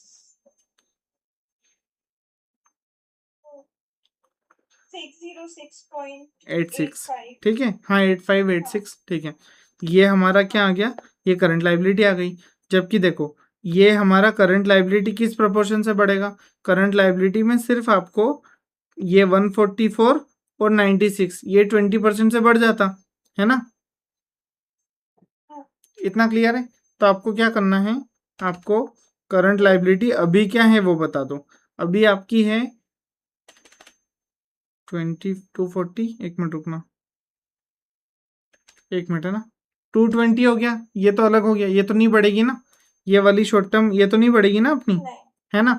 तो 144 प्लस 96 करो, कितना हो रहा है 144 प्लस 96, 240 240 इंटू 1.2 कर दो, क्योंकि ये तो 20% से बढ़ेगी, है ना।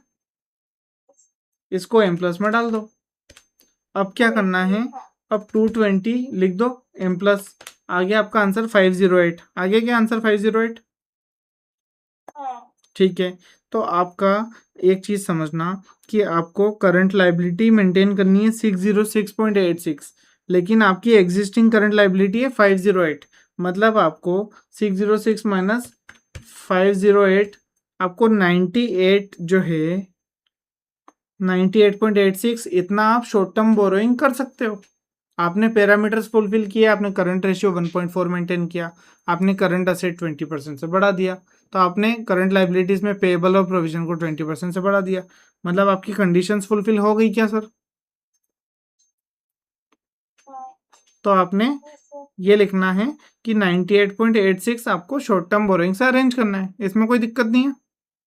नहीं ठीक है। अब amount to be raised from long term loans, अब लॉन्ग टर्म लोन्स के बारे में क्वेश्चन में क्या गिवन है, यहाँ पर क्वेश्चन में लॉन्ग टर्म लोन के बारे में कंडीशन गिवन है, fixed asset to long term loan कितना होना चाहिए 1.5, मतलब फिक्स्ड एसेट कहाँ आएगा, इसको पहले इंटरप्रेट करो, कैसे लिखेंगे, fixed asset upon long term loan, यही लिखेंगे क्या, कि गलत लिखा मैंने, हाँ नहीं सही है सही है ना, ठीक है। तो अब आपको क्या करना है, आपको ये करना है कि आपको फिक्स्ड एसेट्स देखना है, फिक्स्ड एसेट्स अभी कितना है, फिक्स एसेट्स अभी कितना है 600, इसको 20% से इंक्रीज करके 720 पर क्यों ले गए, क्योंकि क्वेश्चन की कंडीशन थी सेल्स 20% बढ़ेगा तो फिक्स एसेट 20% बढ़ेगा, ठीक है। अब देखो हाँ फिक्स्ड एसेट टू LTL वो होना चाहिए 1.5, है ना। तो आप क्या करोगे, फिक्स्ड एसेट्स आपको LTL निकालना है ना, तो LTL is equals to fixed assets upon 1.5, fixed assets कितना है आपका 720 अपॉन 1.5, 720 अपन 1.5 करो, कितना आ गया LTL, LTL आपको 480 मेंटेन करना है ना, इतना समझ में आ गया, 480 मेंटेन करना है। अभी LTL कितना है सर, यहाँ देखो अभी LTL कितना है 420 420, तो अगर अभी LTL 420 है, आपको 480 मेंटेन करना है, अभी LTL 480 है, आपको 420 है 480 मेंटेन करना है, तो amount to be raised from long term fund will be 60 lakhs 60 lakhs, कोई दिक्कत, नो सर ओके। अब इक्विटी का तो बैलेंस करना था, इक्विटी में तो दिमाग लगाना ही नहीं, तो आपको एक्सटर्नल फंड रिक्वायर्ड है 186.6, आपने शॉर्ट टर्म से कितने अरेंज कर लिए, शॉर्ट टर्म से आपने अरेंज कर लिए 98, लॉन्ग टर्म से अरेंज कर लिए 60, तो आप माइनस करो 186.6 माइनस 98.86 माइनस 60, तो आपको अब बैलेंस जो है इक्विटी से रेज करना है वो है 27.74 लैक्स। कोई डाउट है क्या इसमें, नहीं देखो अब क्वेश्चन आपको अभी एक बार कर लिया ना तो अब आप एग्जाम में कर लोगे, पर शुरू में जैसे जन 26 के बच्चे देख रहे होंगे सीधा, तो उनको बहुत हेवी लग गया होगा, अरे सर ये क्या कर रहे हैं, मतलब बहुत हेवी क्वेश्चन है, पर ये क्वेश्चन मैनेजेबल था, इजी था, मैंने बहुत स्टेप बाय स्टेप आपको समझाया। कुछ भी डाउट हो आप फिर भी कमेंट वगैरह कर सकते हो, एंड आप अगर लाइव आप देख रहे हो तो आप तो पूछ ही सकते हो कुछ डाउट हो आपको तो, ठीक है। ओके, 14th क्वेश्चन हमारा हो गया। अब देखो हम आ गए हैं PYQ Gen 26 वाले में, ये तो 2 मार्क का क्वेश्चन है, ठीक है। देखो अब एक चीज समझना है ना शांति से, 8 मार्क का क्वेश्चन टफ आ गया माना, अब देखना 2 मार्क का क्वेश्चन कितना ईजी है, मैं आपको ऐसे रख के देखता हूँ, है ना। अब ये से अपन क्वेश्चन को सॉल्व करते हैं, ठीक है। क्वेश्चन आप आंसर देना, मैं बस आपको गाइड करूंगा, ठीक है। क्या बोला question, yes BED limited is current ratio 2:1, okay, showing enough short term liquidity, enough short term liquidity है क्या, हाँ सर, करंट रेशियो आइडियली 2:1 होना चाहिए, इनका 2:1 है, मतलब बढ़िया है, कोई दिक्कत नहीं। You are required to comment whether current ratio will improve, decline और रिमेन अनचेंज, करंट रेशियो बढ़ेगा, कम होगा या नो चेंज रहेगा, ठीक है। अब देखो करंट रेशियो मतलब क्या होता है, करंट रेशियो मतलब आप फॉर्मूला बताओ मुझे करंट रेशियो का फटाफट से, current assets upon current liabilities. ठीक है, तो current assets upon current liabilities. तो आपको ये देखना है, अगर करंट एसेट बढ़ता है तो रेशियो इंप्रूव होगा, और करंट एसेट घटता है तो रेशियो डिक्लाइन होगा। ठीक है, ऐसे ही करंट लायबिलिटी अगर बढ़ेगा तो रेशियो डिक्लाइन होगा, और करंट लायबिलिटी कम होगा तो रेशियो इंप्रूव होगा। ठीक है, अब केस नंबर 1 देखो। अ डेटर ओइंग 60,000 बिकम इंसॉल्वेंट, मतलब हमारे पास एक डेटर खड़ा था 60,000 का, वो इंसॉल्वेंट हो गया और फिर 75% ही रिकवर हुआ। मतलब आपके पास करंट एसेट में 60,000 था और आपको कैश आया 60,000, तो पूरा गया डेटर, और कैश आया सिर्फ 45,000। तो आप बताओ करंट रेशियो इंप्रूव होगा, डिक्रीज होगा, या फिर अपना नो चेंज होगा? आप आराम से फ्रीली बताओ, गलत भी होता है कोई दिक्कत नहीं। हम इसलिए पूछ रहा हूँ मैं आपसे ताकि आप आंसर करो तो आपको समझ में आए, अदरवाइज मैं भी बता दूंगा आपको सब अच्छा अच्छा ही लगेगा, कभी दिक्कत आती नहीं बताते बताते। तो आप बता दो मुझे। डिक्रीज होगा आई थिंक। डिक्रीज होगा, बिल्कुल डिक्रीज होगा। क्यों? क्योंकि इसमें मान लो आपका बड़ा 60,000, सॉरी आपका बड़ा 45 है ना, लेकिन आपका कम 60 हुआ है, मतलब डिक्रीज हुआ, सिंपल। तो यहाँ पर आंसर हमारा आ गया डिक्लाइंस। ठीक है, कोई दिक्कत इसमें? नहीं। अब देखो, issued equity shares of 2 lakh, proceed kept in current account. मतलब आपने इक्विटी शेयर्स इशू किया, आपने बैंक में पैसे रखे हैं, तो 2 लाख से बैंक बढ़ गया, तो यहाँ पर 2 लाख से करंट एसेट बढ़ गया। कुछ कम हुआ है क्या? नहीं। कुछ भी कम नहीं हुआ है, मतलब current ratio improves. Yes sir. ठीक है, इसमें कुछ डाउट है क्या? नहीं। ओके, आप एक एक चीज पूछते चलना, कोई दिक्कत नहीं। फिर तीसरा क्वेश्चन क्या बोलता है? आपका करंट, ये जो 25,000 collected from customer in cash, customer से आपने 25,000 कलेक्ट कर लिए, मतलब क्या हुआ? केस में आपको समझा देता हूँ, उससे पहले आप अगर इम्प्रूव डिक्लाइन कुछ बोल देते हो तो बहुत बहुत बढ़िया बात है। मैं तब तक यहाँ लिखता हूँ, कैश आपका बढ़ गया, ये भी इंक्रीज होगा ना। देखना आप चीज, कैश बढ़ गया और 25,000 डेटर्स कम हो गया। अच्छा ओके। यही हुआ है ना, देखो 25,000 collected from customer in cash, मतलब कैश आपका 25,000 बढ़ गया, डेटर्स कम हो गया, तो इसका क्या आंसर होगा? नो चेंज आएगा। नो चेंज, बहुत बढ़िया, नो चेंज आपका आंसर आ गया है। ठीक है, ये नो चेंज आंसर आ गया। फिर अगला question, goods costing 8,000 sold for 12,500 on credit, मतलब आपकी इन्वेंट्री थी कितनी? आपकी इन्वेंट्री थी यहाँ पर, फिर अगला क्वेश्चन बता रहा हूँ, है ना।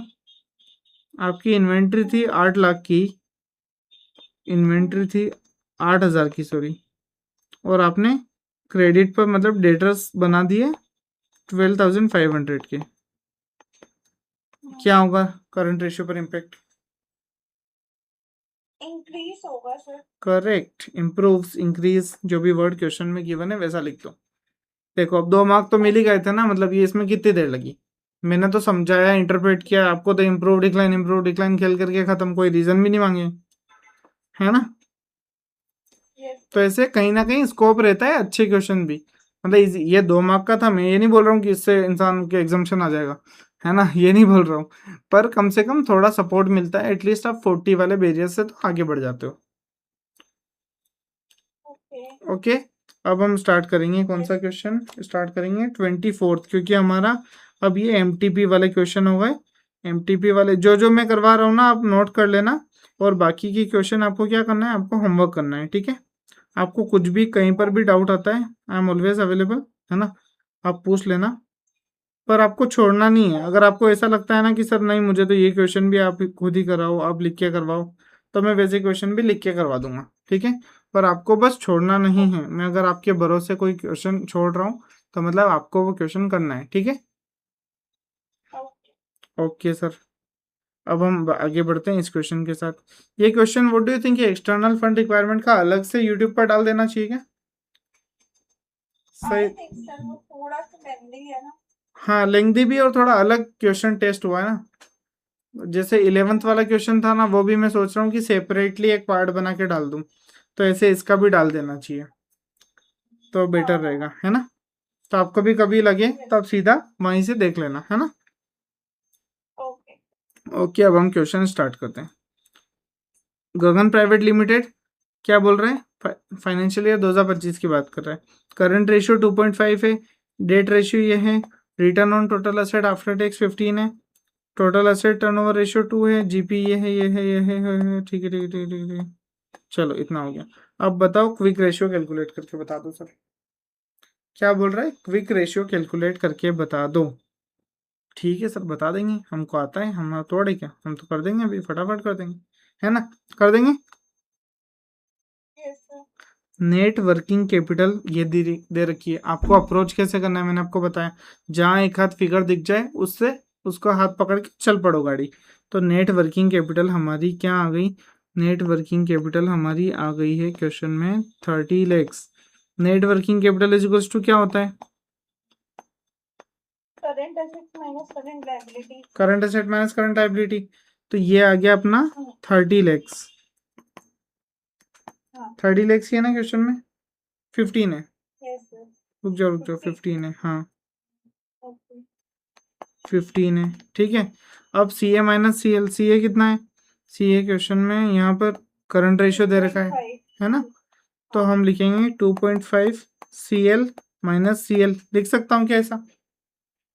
Yes sir. ओके बढ़िया, बहुत बढ़िया। अब 1.5 C L is equals to क्या आ जाएगा, 15 लैक्स। तो सी एल का आंसर क्या आ गया, 10 lakhs। ठीक है, मैं फिर भी डिवाइड कर लेता हूँ। 10 लैक्स हमारा सी एल का आंसर आ चुका है। तो इसी बात पे सी ए भी बता दो, 25 lakhs। 25 लैक्स, बहुत बढ़िया। दो चीजें आ गई सर, शानदार। अब आपको चाहिए क्विक रेशियो, तो क्विक रेशियो में आपको सी ए मिल गया, सी एल मिल गया, आपको इन्वेंट्री मिल जाएगी, तो आपका क्विक एसेट आ जाएगा क्या, हाँ। है ना। अभी उससे पहले, हाँ चलो इन्वेंट्री हम ढूंढ सकते हैं, ठीक है, इन्वेंट्री तक हम पहुंच सकते हैं क्या, बता दो एक बार। हाँ सर।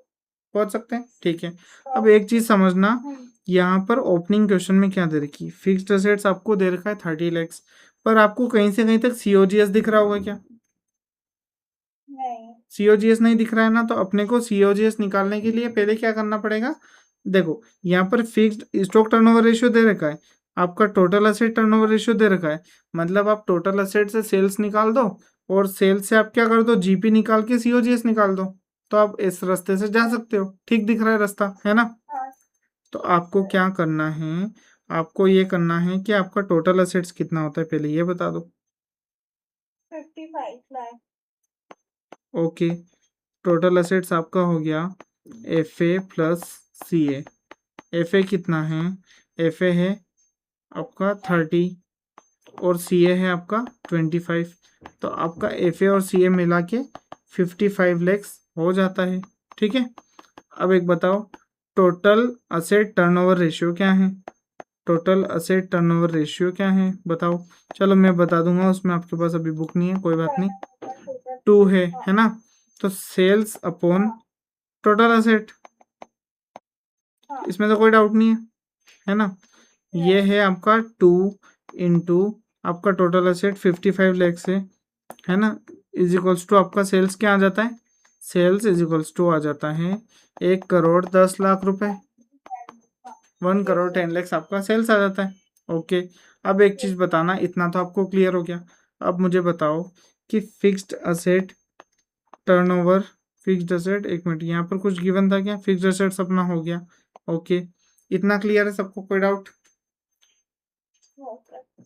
अब यहाँ पर ये आ गया, और अब हमको क्या करना है, अब हमको सेल्स आ गया, तो हम क्या करते हैं, जीपी निकाल देते हैं। तो C O G S is equals to sales minus GP. Sales आपकी हो गई 1 करोड़ 10 लैक्स, और जीपी कितना हो गया 25%। 25% ऑफ सेल्स, मैं यहीं पे अमाउंट लिख देता हूँ, कितना आ जाएगा अपना अमाउंट। चलो एक बार और लिख के ख़त्म करते हैं, 1 करोड़ 10 लैक्स माइनस 25% अपना कितना हो रहा है, 1 करोड़ 27 लाख 50,000 आई गेस। हाँ, तो ये हमारा 27 लाख 50,000 जैसे आया। तो आंसर कितना आ रहा है, बताना एक बार, आंसर कितना आ रहा है। 82,50,000। 82,50,000। ओके, 82,50,000 हमारा आंसर आ जाता है। COGS से, COGS। ओके, अब देखो, अब हम जाते हैं इन्वेंट्री टर्नओवर पर। ठीक है, इन्वेंट्री टर्नओवर पर हम जा सकते हैं क्या? Yes sir. ओके, तो हम यहाँ आ जाते हैं inventory turnover ratio. Inventory turnover ratio में क्या आ जाता है? COGS अपन में क्या आ जाता है? एवरेज इन्वेंट्री, है ना। तो CO इन्वेंट्री टर्नओवर में, इन्वेंट्री टर्नओवर कितना था अपना? 5। ये देख लो, 5 है ना। Yes sir. तो हमारा इन्वेंट्री टर्नओवर 5 लिखा, COGS लिखा हमने 82,50,000, है ना, 82,50,000। और एवरेज इन्वेंट्री हमने यहाँ पर लिख दिया।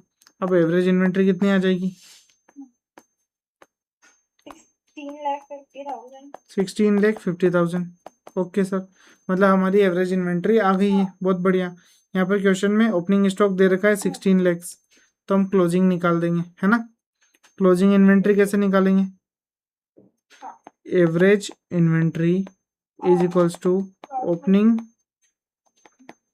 प्लस क्लोजिंग अपॉन 2, है ना। तो यहाँ पर एवरेज इन्वेंट्री से 2 का मल्टीप्लाई हो जाएगा, तो 33 लाख आ जाएगा, है ना। ये इधर चला गया। ओपनिंग हमारी कितनी आ गई? 17 आ जाएगी, है ना, right. Is equals to closing. तो क्लोजिंग इन्वेंट्री आ गई हमारी। आपको राइटिंग में तो इशू नहीं है ना? राइटिंग तो समझ में आ जाती है ना? हाँ ठीक है। क्लोजिंग इन्वेंट्री आ गई हमारी 17 लैक्स। ओके सर, 17 लैक्स जैसे ये आ जाती है, तो आपका क्या आ जाता है? आपका जान आ जाती है दिल में। क्यों? क्योंकि अब अभी तक आपने जितना भी किया था, इसका रिजल्ट कुछ नहीं आया था लाला, है ना। क्योंकि यहाँ पर कुछ भी हमारा आंसर नहीं आया था, तो हमने अब आंसर आ जाएगा हमारा फटाफट। क्विक असेट्स लिख दो। क्विक असेट्स मतलब CA minus inventory, CA minus inventory, है ना। इन्वेंट्री कौन सी लेंगे? क्लोजिंग, बिल्कुल सही। तो CA कितना था? 25 लैक्स। क्लोजिंग इन्वेंट्री कितनी थी? 17। तो हमारा क्विक असेट्स आ जाता है 8 लाख। ठीक है, अब क्विक रेशियो कैसे निकाल देंगे? माइनस कर दिया, फिर current liabilities, QA upon current liabilities. ठीक है ना। तो QA आपका आ गया 8 लैक्स, CL आपका आ गया 10 लैक्स। तो क्यू रेशियो आ गया अपना 0.8 टाइम्स। इसमें कोई दिक्कत? No sir. ओके, ये अपना यहाँ पर मैच कर लेते हैं, ये 0.8 टाइम्स। ठीक है,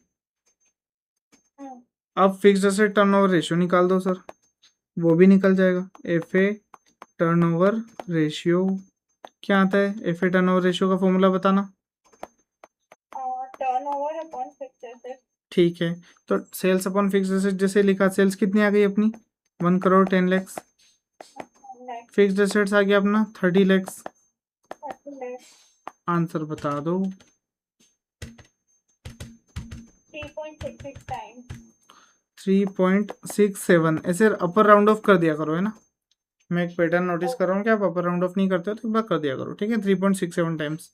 अब पॉइंट नंबर हमारा आ जाता है क्या बोलते हैं, नेट प्रॉफिट आ गया था ना। तो नेट प्रॉफिट से अपन EPS निकाल दे क्या? क्या कहते हो, EPS निकाल दे क्या?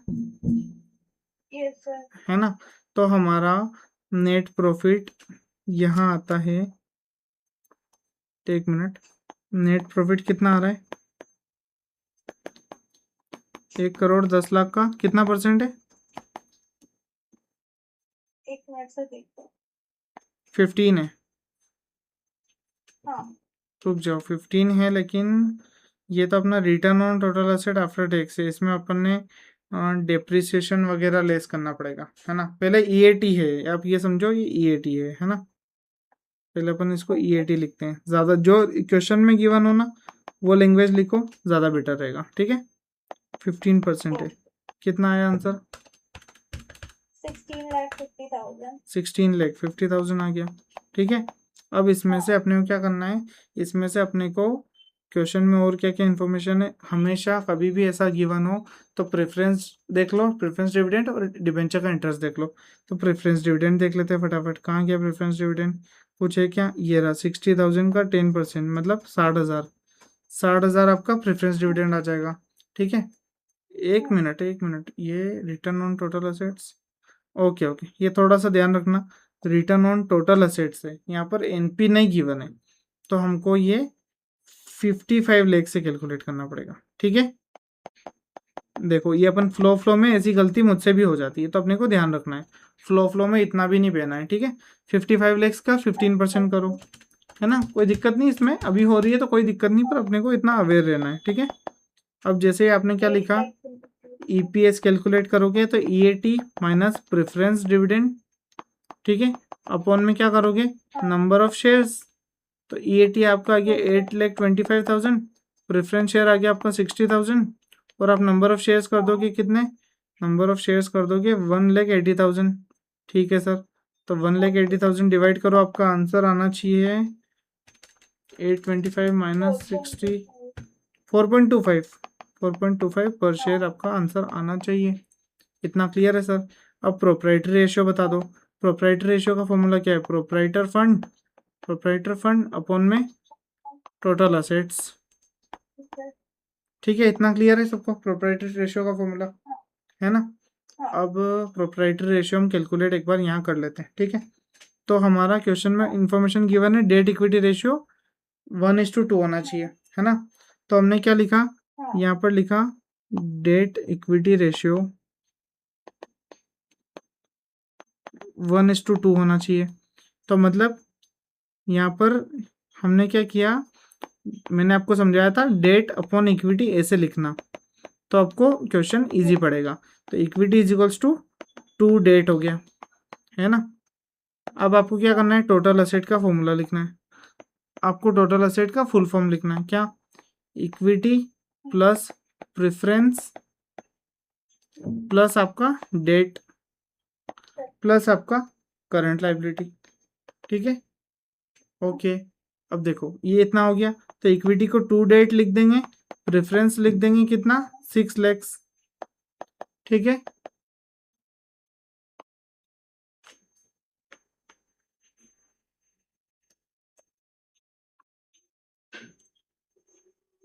एक मिनट, हाँ,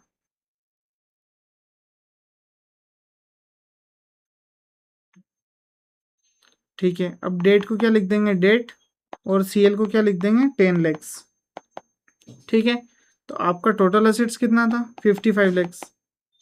इतना क्लियर है सबको। अब 3 debt is equals to 55 lakh minus आपका हो जाएगा 16 लाख।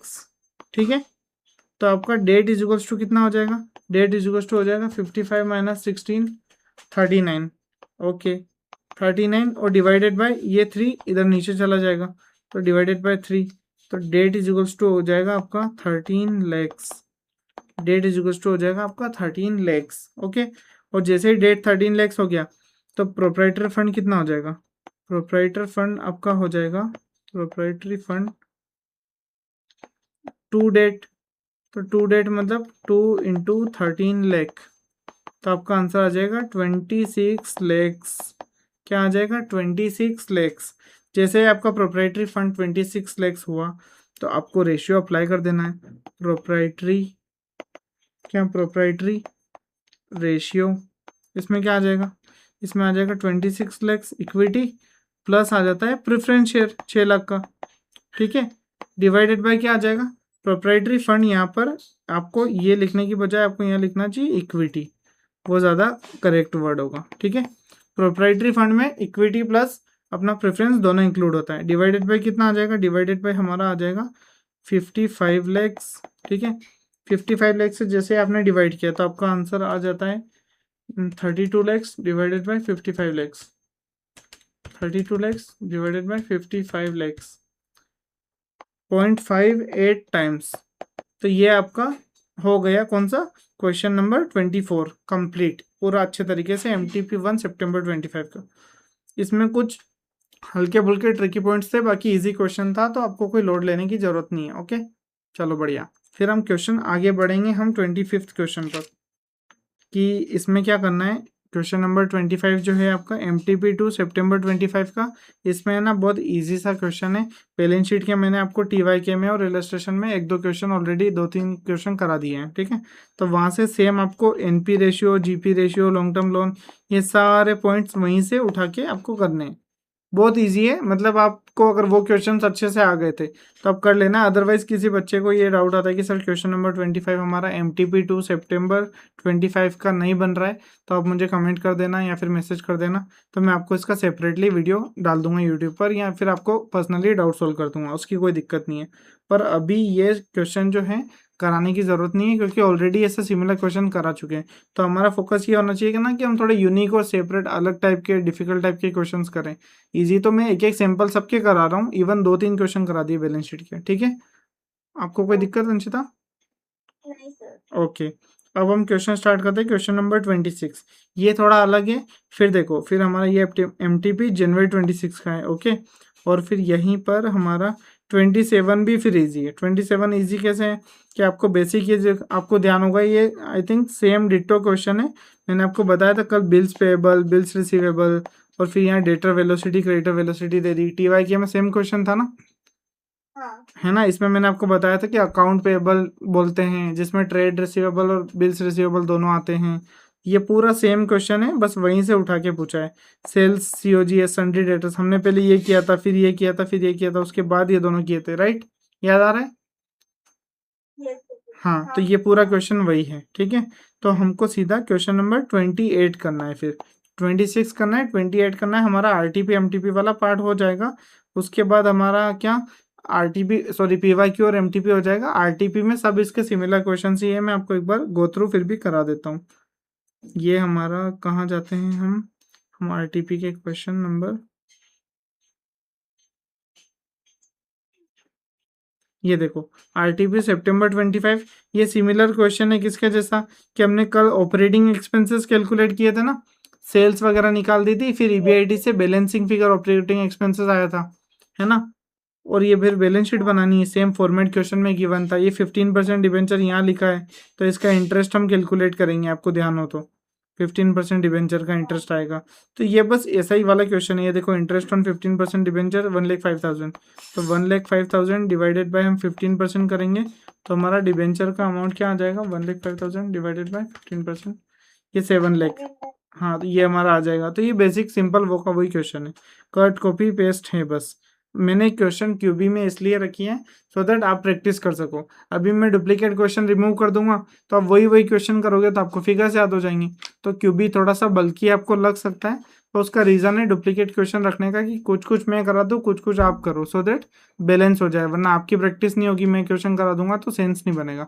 हमको बैलेंस करके चलना है। अगर आपको डाउट आता है किसी क्वेश्चन में, तो मैं पूरा का पूरा क्वेश्चन आपको करा के दे दूंगा।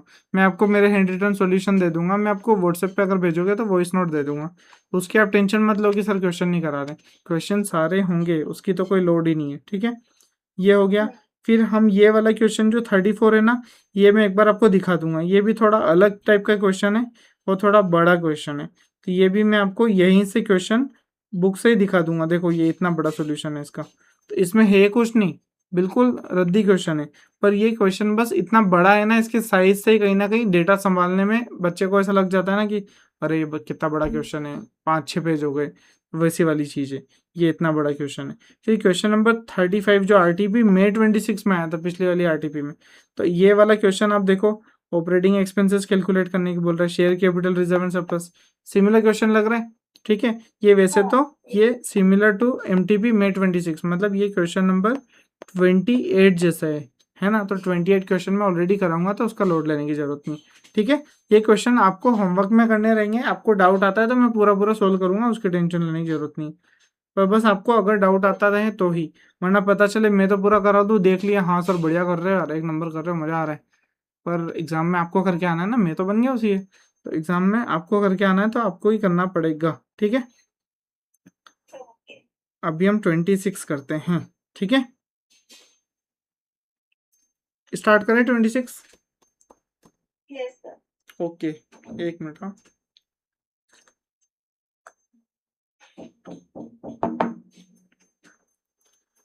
हम्म कितने बजे तक चलेगी क्लास? आपको कुछ मतलब काम है क्या? हाँ नहीं सर, मैं सुबह से मतलब उठ के से पढ़ी रही हूँ, मतलब देखो, बेड से हिली भी नहीं हूँ। हाँ मैं आपको बता देता हूँ, 26 और 28 है ना, ये दो क्वेश्चन हम हाँ करेंगे अभी, ठीक है। उसके बाद आपको क्या करना है, 34 अपन रहने देते हैं, आप होमवर्क में कर लेना, इनकेस आपको डाउट आता है तो मैं करवा दूंगा फिर। वो बहुत बड़ा क्वेश्चन है, सेल्फ इलस्ट्रेटिव है, वो देख के करोगे हो जाएगा, ठीक है। तो 26 28 अभी करा देता हूँ। उसके बाद हम क्या करेंगे, उसके बाद अगर आपको लगे तो हम हाफ एन आवर का टाइप का ब्रेक लेंगे, और उसके बाद में कॉस्ट ऑफ कैपिटल के वो करा दूंगा कंसेप्ट, जो कि 20 मिनट्स में कंप्लीट हो जाएंगे, 20 भी ज़्यादा बोल रहा हूँ। तो आपको अगर लगे तो कंटिन्यूटी में कर ले, क्या 20 मिनट की बात है हाँ सर, चलेगा फिर। है ना।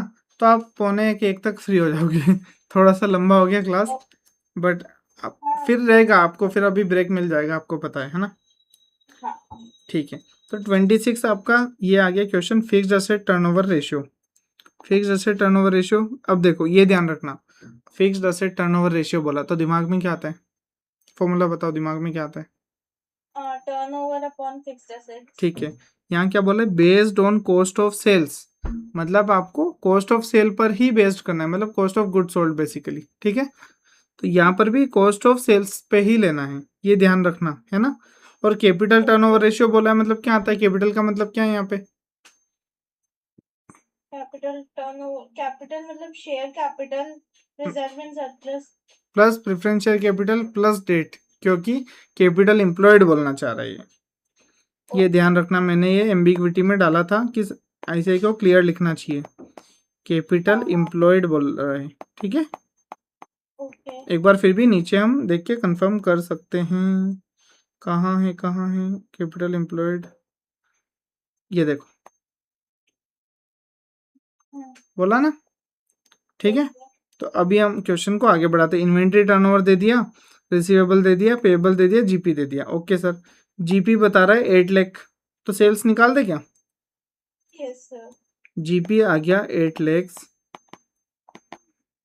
सेल्स कितनी आ जाएगी, सेल्स आ 32 जाएगी, लाख। हाँ 8 लाख डिवाइडेड बाय 25%, 32 लाख आपकी सेल आ गई, ओके सर।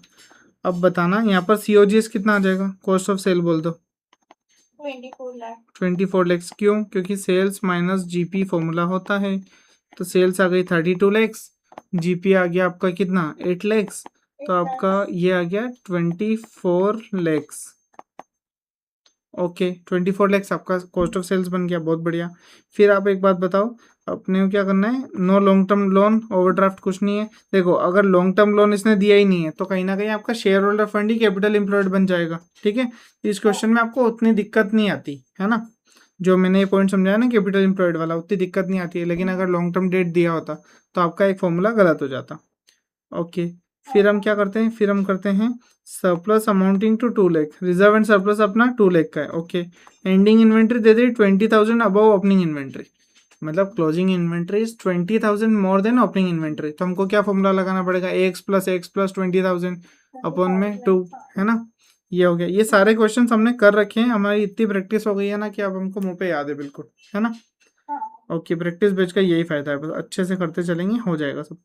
ये हो गया, इतना इतना पार्ट में कोई दिक्कत, नो सर। ओके। अब देखो क्वेश्चन में गिवन है रिसीवेबल टर्नओवर, तो रिसीवेबल टर्नओवर हम निकाल लेते हैं, रिसीवेबल टर्नओवर यहाँ पर ना करके रुक जाओ, इधर करने दो, receivable turnover ratio, receivable turnover ratio में क्या आएगा, एक मिनट, रिसीवेबल टर्नओवर रेशियो में क्या आएगा हमारा, रिसीवेबल टर्नओवर रेशियो में सीओजीएस लेंगे ना। सीओजीएस नहीं लेंगे, क्यों, क्योंकि यहाँ पर इसके लिए बोला है, इसके लिए बोला है, इसके लिए नहीं बोला है, तो जिसके लिए नहीं बोला है वो वही लेंगे जो उसका एक्चुअल लेना चाहिए, ठीक है। तो हमारा sales upon average receivable, okay. ठीक है। अब क्या आ जाएगा, ये हमारा रिसीवेबल टर्नओवर कितना था, 4 टाइम्स आई गेस, है ना, देख लो एक बार, 4 is equal to 32 lakhs upon में एवरेज रिसीवेबल, तो हमारा एवरेज रिसीवेबल का आंसर क्या आ गया, 8 लाख। 8 लाख आ गया, बहुत बढ़िया। ये एक पॉइंट क्लियर हुआ। अब देखो, अब हम क्या करते हैं, हमारा फिक्स्ड एसेट टर्नओवर भी गिवन है क्या? हाँ सर, ये रहा गिवन है, तो ये भी निकाल दो। फिक्स्ड एसेट कितना आएगा, निकाल दें? Yes sir. हाँ, तो fixed asset turnover ratio is equals to, हमारा फिक्स्ड एसेट टर्नओवर रेशियो का फॉर्मूला क्या बनेगा? हमारा बनेगा COGS अपॉन फिक्स्ड एसेट। इसमें COGS लगेगा, मैंने आपको रीजन बता ही दिया है। हाँ, हाँ ये इसका आंसर आ रहा है 8, मतलब इसका रेशियो आ रहा है 8, COGS आ रहा है 24 आई गेस, है ना? यस तो सर। FA आ जाएगा 3 lakhs। Yes sir. ओके, बहुत बढ़िया, शानदार। अब एक बात बताओ, हमारा अगला रेशियो है कैपिटल एम्प्लॉयड रेशियो। कैपिटल, तो उससे पहले हम इन्वेंट्री टर्नओवर और सिंपल सिंपल कर लेते हैं, है ना? तो इन्वेंट्री टर्नओवर रेशियो निकाल दो, इन्वेंट्री टर्नओवर रेशियो निकाल दो। इन्वेंट्री टर्नओवर क्या आएगा? इन्वेंट्री टर्नओवर हमारा आएगा COGS अपॉन हमारा आ जाएगा एवरेज इन्वेंट्री। तो COGS तो गिवन है 24 lakhs, एवरेज इन्वेंट्री हमको निकालनी है, लेकिन हमको इन्वेंट्री टर्नओवर कितना गिवन है? 8 टाइम्स। 8 टाइम। एवरेज इन्वेंट्री कितनी आ गई? सेम एज ट्रेड रिसीवेबल, अभी जस्ट किया, है ना? हाँ एवरेज इन्वेंट्री हमारी आ गई है 8 lakhs, नहीं 3 lakhs, 3 lakhs आ गई, ठीक है? हाँ ओके, अब 3 lakhs ही आ जाती है, तो हमको एक चीज़ यहाँ पर ध्यान देनी है कि average inventory is equals to opening plus opening inventory plus closing inventory upon में क्या आ जाता है? 2। अब यहाँ पर देखो, ओपनिंग को हम x मान लेते हैं, क्लोजिंग को x प्लस 20,000, क्वेश्चन में क्लियरली लिखा था closing inventory is 20,000 more than opening inventory, है ना? एवरेज इन्वेंट्री हमारी थी 3 लाख, और यहाँ पर ये 2 ऊपर गया, तो यहाँ पर मल्टीप्लाई में डाल दो, ठीक है? तो अब 2x is equals to 6 lakh, और ये 20,000 इधर आ जाएगा, है ना? 20,000 इधर आ गया, 20,000 यहाँ लिख दिया। अब x is equals to 580 divide by 2, 580 divide by 2, तो हमारा कितना आ गया? 290 आना चाहिए कैसे, है ना? 290 हमारा आ जाता है क्या? Opening inventory. तो हमारी ओपनिंग आ गई 290, तो क्लोजिंग क्या आ जाएगी? 3,10,000। बहुत अच्छे से आप सॉल्यूशन कर रहे हो, गुड गोइंग, ठीक है? आपका इस बार होना ही है ठीक है? 20,000 ये ऐड कर देंगे तो 3,10,000 हमारा आंसर आ गया। कोई डाउट इसमें, कोई दिक्कत? No sir. अब ठीक है, अब अगला कर देते हैं हम पेएबल टर्नओवर रेशियो, क्योंकि वो भी क्वेश्चन में गिवन है। पेएबल टर्नओवर रेशियो में क्या करते हैं, आपको क्या करना चाहिए उसमें? परचेजेस ऊपर लेते हैं और नीचे क्या लेते हैं? Average payables. क्या बोल रहे हो? एवरेज पेएबल्स होगा ना, ठीक है? मतलब एवरेज पेएबल्स या क्रेडिटर्स जो बोलो, ठीक है? ये आ गया आपका 6। अब परचेजेस तो आपको निकालनी है, और एवरेज पेएबल कितना गिवन है क्वेश्चन में, ये एवरेज पेएबल भी निकालना है। सर 2 वेरिएबल निकालनी आ गई इसमें, तो अब क्या करें? अरे भाई, परचेजेस तो निकल जाती है ना सिंपल फॉर्मूले से। क्या परचेजेस कैसे निकलती है? परचेजेस ऐसे निकलती है, COGS इज इक्वल्स टू आपका क्या आ जाता है? ओपनिंग इन्वेंट्री, है ना, प्लस परचेज माइनस क्लोजिंग। इतना क्लियर है? ये वाला फॉर्मूला अपन 2-3 बार कर चुके हैं, ठीक है? COGS कितना आ गया? 24 lakhs। ओपनिंग कितना आ गया? 290, है ना? इतना क्लियर है? परचेज अपने को निकालना है, तो क्लोजिंग आ गया आपका 3,10,000। तो आपका परचेज फाइनल अमाउंट कितना आ गया? इसको सेट ऑफ करोगे तो ये 20 नेगेटिव है, इधर जाके पॉजिटिव हो जाएगा। परचेज इक्वल्स टू 24,20,000, है ना? यहाँ पर आ गया 24,20,000, और अपॉन में आ गया आपका एवरेज पेबल, या फिर क्रेडिटर बोल दो, सिंपल, है ना? तो आपको अब एवरेज पेबल का आंसर क्या आ जाएगा? 24, ये इधर चला जाएगा, ये इधर आ जाएगा। एवरेज पेबल का आंसर है आपका 2420 डिवाइडेड बाय 6, कितना आ रहा है? 403333। ठीक है, अब ऐसा आंसर आ जाता है तो आपको टेंशन नहीं लेनी है। आई एग्री, ऐसे 333 और इस टाइप के नंबर दिख जाते हैं तो दिमाग को सिग्नल जाता है कुछ तो गलत कर रहे हैं, तो कुछ गलत नहीं है। क्यों? क्योंकि आपके बाकी सारे फिगर सही आए, पहले तो उस बात पे कॉन्फिडेंट फील करो। दूसरी बात ये है कि कभी-कभी ऐसे फिगर्स दे देता है जो exact round of set of नहीं होते हैं। तो आपको अपनी मेहनत, अपने कॉन्सेप्ट क्लियर रखने हैं, उस पर भरोसा करना है, ठीक है? ओ, इसमें कोई दिक्कत? No sir. ओके, अब क्या कर दें? अब हमारा फिक्स्ड एसेट हो गया, कॉस्ट ऑफ सेल हो गया, रिसीवेबल हो गया, क्या-क्या हो गया? बहुत सारा हो गया यार। बैलेंस शीट बनानी है क्या? वेरियस एसेट्स, हाँ बैलेंस शीट शायद बनानी है, क्वेश्चन में बना रखी है, हाँ बना रखी है, तो अपन भी बना देंगे। तो हमारे बैलेंस शीट पे आ जाए सीधा कि एक और कुछ निकालना है? वो था ना कैपिटल कैपिटल टर्नओवर एम्प्लॉयड, वाला। हाँ हाँ कैपिटल एम्प्लॉयड, करेक्ट करेक्ट, बहुत बढ़िया। तो कैपिटल टर्नओवर रेशियो आपको यहाँ पर लिख देना है। कैपिटल टर्नओवर रेशियो कितना आ गया अपना? कैपिटल टर्नओवर रेशियो कैसे फॉर्मूला लिखेंगे बताओ? और टर्नओवर बाय कैपिटल एम्प्लॉय हाँ, पर टर्नओवर लिखेंगे क्या इस क्वेश्चन में? और COGS लिखेंगे। करेक्ट, क्यों? क्योंकि क्वेश्चन ने बोला है, हम हमारे मन से नहीं लिख रहे हैं, है ना? हाँ, ठीक है, अब देखो COGS हमारा कितना आ गया? कैपिटल एम्प्लॉयड सीधा यहाँ लिख दूँ, इसको इधर ले जा रहा हूँ, इसको इधर ला रहा हूँ, है ना? तो कैपिटल एम्प्लॉयड हमारा क्या आ जाएगा? COGS हमारा है 24 लैक्स, और कैपिटल एम्प्लॉयड रेशियो क्या है हमारा? कैपिटल टर्नओवर रेशियो एक two two two two times. Two times, तो 2 टाइम्स आ गया। तो कैपिटल एम्प्लॉयड आ गया 12 लैक्स। Yes sir. ओके, अब देखो, अब और कुछ देखना है क्या? और कुछ देखना है कि हाँ, रिजर्व एंड सरप्लस जो है वो 2 लाख का है, ठीक है? तो हम यहाँ क्या करेंगे? हम यहाँ लिखेंगे share capital is equals to capital employed minus reserve and surplus, yes sir. ठीक है? रिजर्व एंड सरप्लस सही लिख रहा हूँ ना? इसमें हाँ। किसी को कोई डाउट तो नहीं है? ये लिखा 12 लैक्स, ये लिखा हमने 2 लैक्स, तो हमारा कैपिटल कितनी आ गई? 10 लैक्स की। Yes sir. ओके, अब इतना हमने जितना सॉल्यूशन किया, इसका फल अब मिलेगा क्या? बनाओ बैलेंस शीट, ठीक है? बैलेंस शीट मेरे साथ साथ आप भी बनाओ, बनेगी, क्योंकि हमने सॉल्व इतना व्यवस्थित किया है तो बनना ही है, ठीक है? यहाँ FA लिख दो। FA कितने आए थे अपने फिक्स्ड एसेट्स? फिक्स्ड एसेट्स अपना 3 लाख। ओके, इन्वेंट्री क्लोजिंग कितनी आई थी? 3,10,000, ठीक है? तो यहाँ पर हम FA लिख दो 3 लैक्स, स्टॉक लिख दो, इन्वेंट्री जो आपको लिखना हो 3,10,000, फिर डेटर्स भी लिखने हैं। डेटर्स कितने थे? डेटर्स देख लो, डेटर्स भी आई थिंक 3 लाख ही थे। डेटर्स कहाँ गए? ये रे, 8 लाख थे, 8 लाख थे, ठीक है? तो डेटर्स हमारे आ गए 8 लाख के। ओके, फिर अब देखो ये इतना पार्ट हो गया, अब इधर ले लो, शेयर कैपिटल कितना आ गया? शेयर कैपिटल हमारा आ गया है 10 लाख। रिजर्व एंड सरप्लस कितना आ गया? 2 lakh. Okay, long term debt कुछ नहीं था। करंट लाइबिलिटी में क्या था? करंट लाइबिलिटी में क्रेडिटर्स था।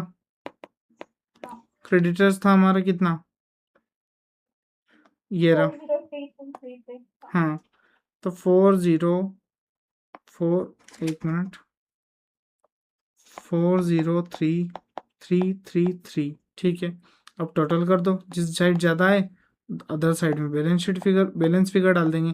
इधर आया तो अदर करंट लाइबिलिटी डाल देंगे, इधर आ गया तो अदर करंट एसेट डाल देंगे, ठीक है?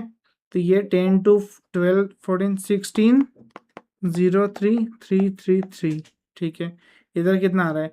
8 6 14 14 10, मतलब इधर बैलेंसिंग फिगर बच रहा है, तो इधर अदर करंट एसेट लिख दो। क्या आ गया अपना बैलेंसिंग फिगर? 16,03,333 माइनस में 14,10,000, है ना? 193,333, 16,03,333। इसमें कोई डाउट? नहीं सर, क्वेश्चन काफ़ी अच्छा था, मतलब काफ़ी ऐसे टफ क्वेश्चन की कैटेगरी में हम इसको डाल सकते हैं, है ना? अच्छा क्वेश्चन था, क्वालिटी एकदम। MTP वाले क्वेश्चन है ना, अच्छे से करना, मिस मत करना, क्योंकि MTP वाले क्वेश्चन बहुत टफ क्वेश्चन देते हैं लोग, क्योंकि ये मॉक टेस्ट रहता है ना, तो ऐसे एग्जाम से पहले मॉक ऐसा देती है कि आपको मेन पेपर इजी लगे, है ना? सर आरटीपी के ज्यादा हार्ड लगते हैं। नहीं मैंने आरटीपी एक दो बार देखी है, एमटीपी के कंपैरिजन में आरटीपी ज्यादा हार्ड नहीं लगती नहीं है। मैं आपको बता रहा हूँ एफएम का जितना पैटर्न मैंने भी नोटिस किया है कि आरटीपी हार्ड होते हैं पर आरटीपी के एमटीपी में रिपीट हो जाते हैं, है ना। तो कभी कभी क्या होता है जैसे आरटीपी सितंबर 26 आया तो आरटीपी एमटीपी में भी सितंबर 26 एमटीपी 1 या एमटीपी 2 में आरटीपी का ही क्वेश्चन डाल देंगे। तो आरटीपी कहीं ना कहीं एमटीपी में कवर तो हो जाती है पर ये जो क्वेश्चन है ऐसे बड़े बड़े ये एमटीपी में ज़्यादा रेंज होती है। देखो हर अटेम्प्ट की एक आरटीपी आती है लेकिन हर अटेम्प्ट की 2 एमटीपी आती है। हाँ तो वहाँ टफ मतलब लेवल बढ़ गया ना, जैसे मान लो सिमिलरिटी अगर टफ है तो वहाँ 2 जने आ रहे हैं ना, 2 क्वेश्चन आ रहे हैं टफ टफ, ऐसा बोलना चाह रहा हूँ। करने हाँ करने देखो आरटीपी के भी है, एमटीपी के भी है, पीवाईक्यू के भी है। पर एमटीपी कभी कभी बच्चा क्या करता है, अरे आरटीपी कर दिया पीवाईक्यू कर दिया हो गया। पर एमटीपी में ज़्यादा क्वेश्चंस होते हैं। मेरे इसमें भी कम से कम 6-7 अटेम्प्ट की मैंने एमटीपी कवर की है, मतलब लगभग 12-13 क्वेश्चन पर चैप्टर एमटीपी के बन जाते हैं। तो अपने को यहाँ से अच्छे से करना है, ठीक है। एमटीपी नहीं ओके। छोड़ना है बिल्कुल भी। अपने सारे ये मैच हो गए क्या? अरे बहुत बहुत बधाई, क्या बात है। बैलेंस शीट मैच हो गई यार, शानदार, तालियां, है ना। ठीक है अब 28th क्वेश्चन कर लेते हैं। 28th क्वेश्चन करा देता हूँ बस फटाफट। 28th है ना, अपन यहीं से देख के कर लेते हैं, फिर उसके बाद अपना क्या बोलते हैं सीधा हम यहाँ से ब्रेक लेते हैं, फिर हम कॉस्ट ऑफ कैपिटल करेंगे, ठीक है। ठीक है। ओके। किसी भी बच्चे को अगर कोई क्वेश्चन मैं नहीं करा रहा हूँ या फिर आपको ऐसा लग रहा है कि डाउट है तो आप मुझे सीधा इस नंबर पर क्या कर सकते हो, नंबर भी नहीं लिखा रहा है यार, इस नंबर पर मुझे कॉल या व्हाट्सएप कर सकते हो, ठीक है, ये वाले नंबर पर। दूसरा नंबर वंशिता आपके पास है, वो लीक मत करना, ठीक है। ठीक है हाँ, ओके। वैसे ऐसी सिचुएशन आई नहीं है कि लीक करने की ज़रूरत पड़े। ठीक है। नहीं ओके 28 हम क्वेश्चन करते हैं। और बाकी बच्चे कमेंट में भी बता सकते हैं कि सर रिवीजन अच्छा लगा तो अच्छा बोल दो, बुरा लगा तो बुरा बोल दो, पर एटलीस्ट कमेंट करो, रीच तो बढ़ेगी, अच्छे बुरा तो कुछ नहीं होता, है ना। ठीक है। सही बात है। अब फॉलोइंग इन्फॉर्मेशन हम पी लिमिटेड के बारे में बात कर रहे हैं सर। ओके। सेल्स हमारा है 3,60,00,000, क्या बिजनेस कर रहा है, शानदार, एक number. Rate of income tax 40%, ठीक है। Return on net worth 30%। ऐसा हम कम देखते हैं कि रिटर्न ऑन नेटवर्थ इतना अच्छा है, मतलब आप जितना पैसा डाला है उस पर आप 30% कमा रहे हो, ठीक है। Share capital to reserve ratio 6:4, current ratio 2:1, percentage of net profit to sales, मतलब सीधा नेट प्रॉफिट रेशियो भी लिख सकता था पर माहौल बनाया पूरा, 8% आ गया। फिर इन्वेंट्री टर्नओवर आ गया 12, बेस्ड ऑन सीओजीएस, ये तो हमको पता है सीओजीएस पे बेस्ड होता है। सीओजीएस दे दिया, डेटर दे दिया, ग्रेटर दे दिया, ठीक है ठीक है ठीक है। ओके। अब क्वेश्चन बोल क्या रहा है, ऑपरेटिंग एक्सपेंसेस निकालो। अरे यार ऑपरेटिंग एक्सपेंसेस हम कितनी बार निकाल चुके हैं, है ना। 2 बार तो ऐसे क्वेश्चन कर चुके हैं, 2 बार उसी चक्कर में क्वेश्चन छोड़े, फिर भी अपन एक ऑपरेटिंग एक्सपेंस निकाल लेते हैं, ठीक है। Okay sir. तो हम यहाँ पर ये सारा मैं हाईलाइटेड डिलीट कर रहा हूँ क्योंकि अपने को फिर से टिक करना रहेगा ना, कोई दिखाना हो तो। ठीक है ठीक है। आपको क्वेश्चन में ऑपरेटिंग एक्सपेंसेस कैलकुलेट करने की बोला है, तो मैंने आपको बताया ऑपरेटिंग एक्सपेंसेस वाला क्वेश्चन आए तो आपको क्या करना है, आपको ऑपरेटिंग एक्सपेंस वाला क्वेश्चन आए तो पहले ईबीआईटी से आओ नीचे तक, उसके बाद सेल्स में से सीओजीएस वगैरह माइनस कर दो, जो भी बैलेंसिंग फिगर आएगा वो ऑपरेटिंग एक्सपेंसेस हो जाएगा।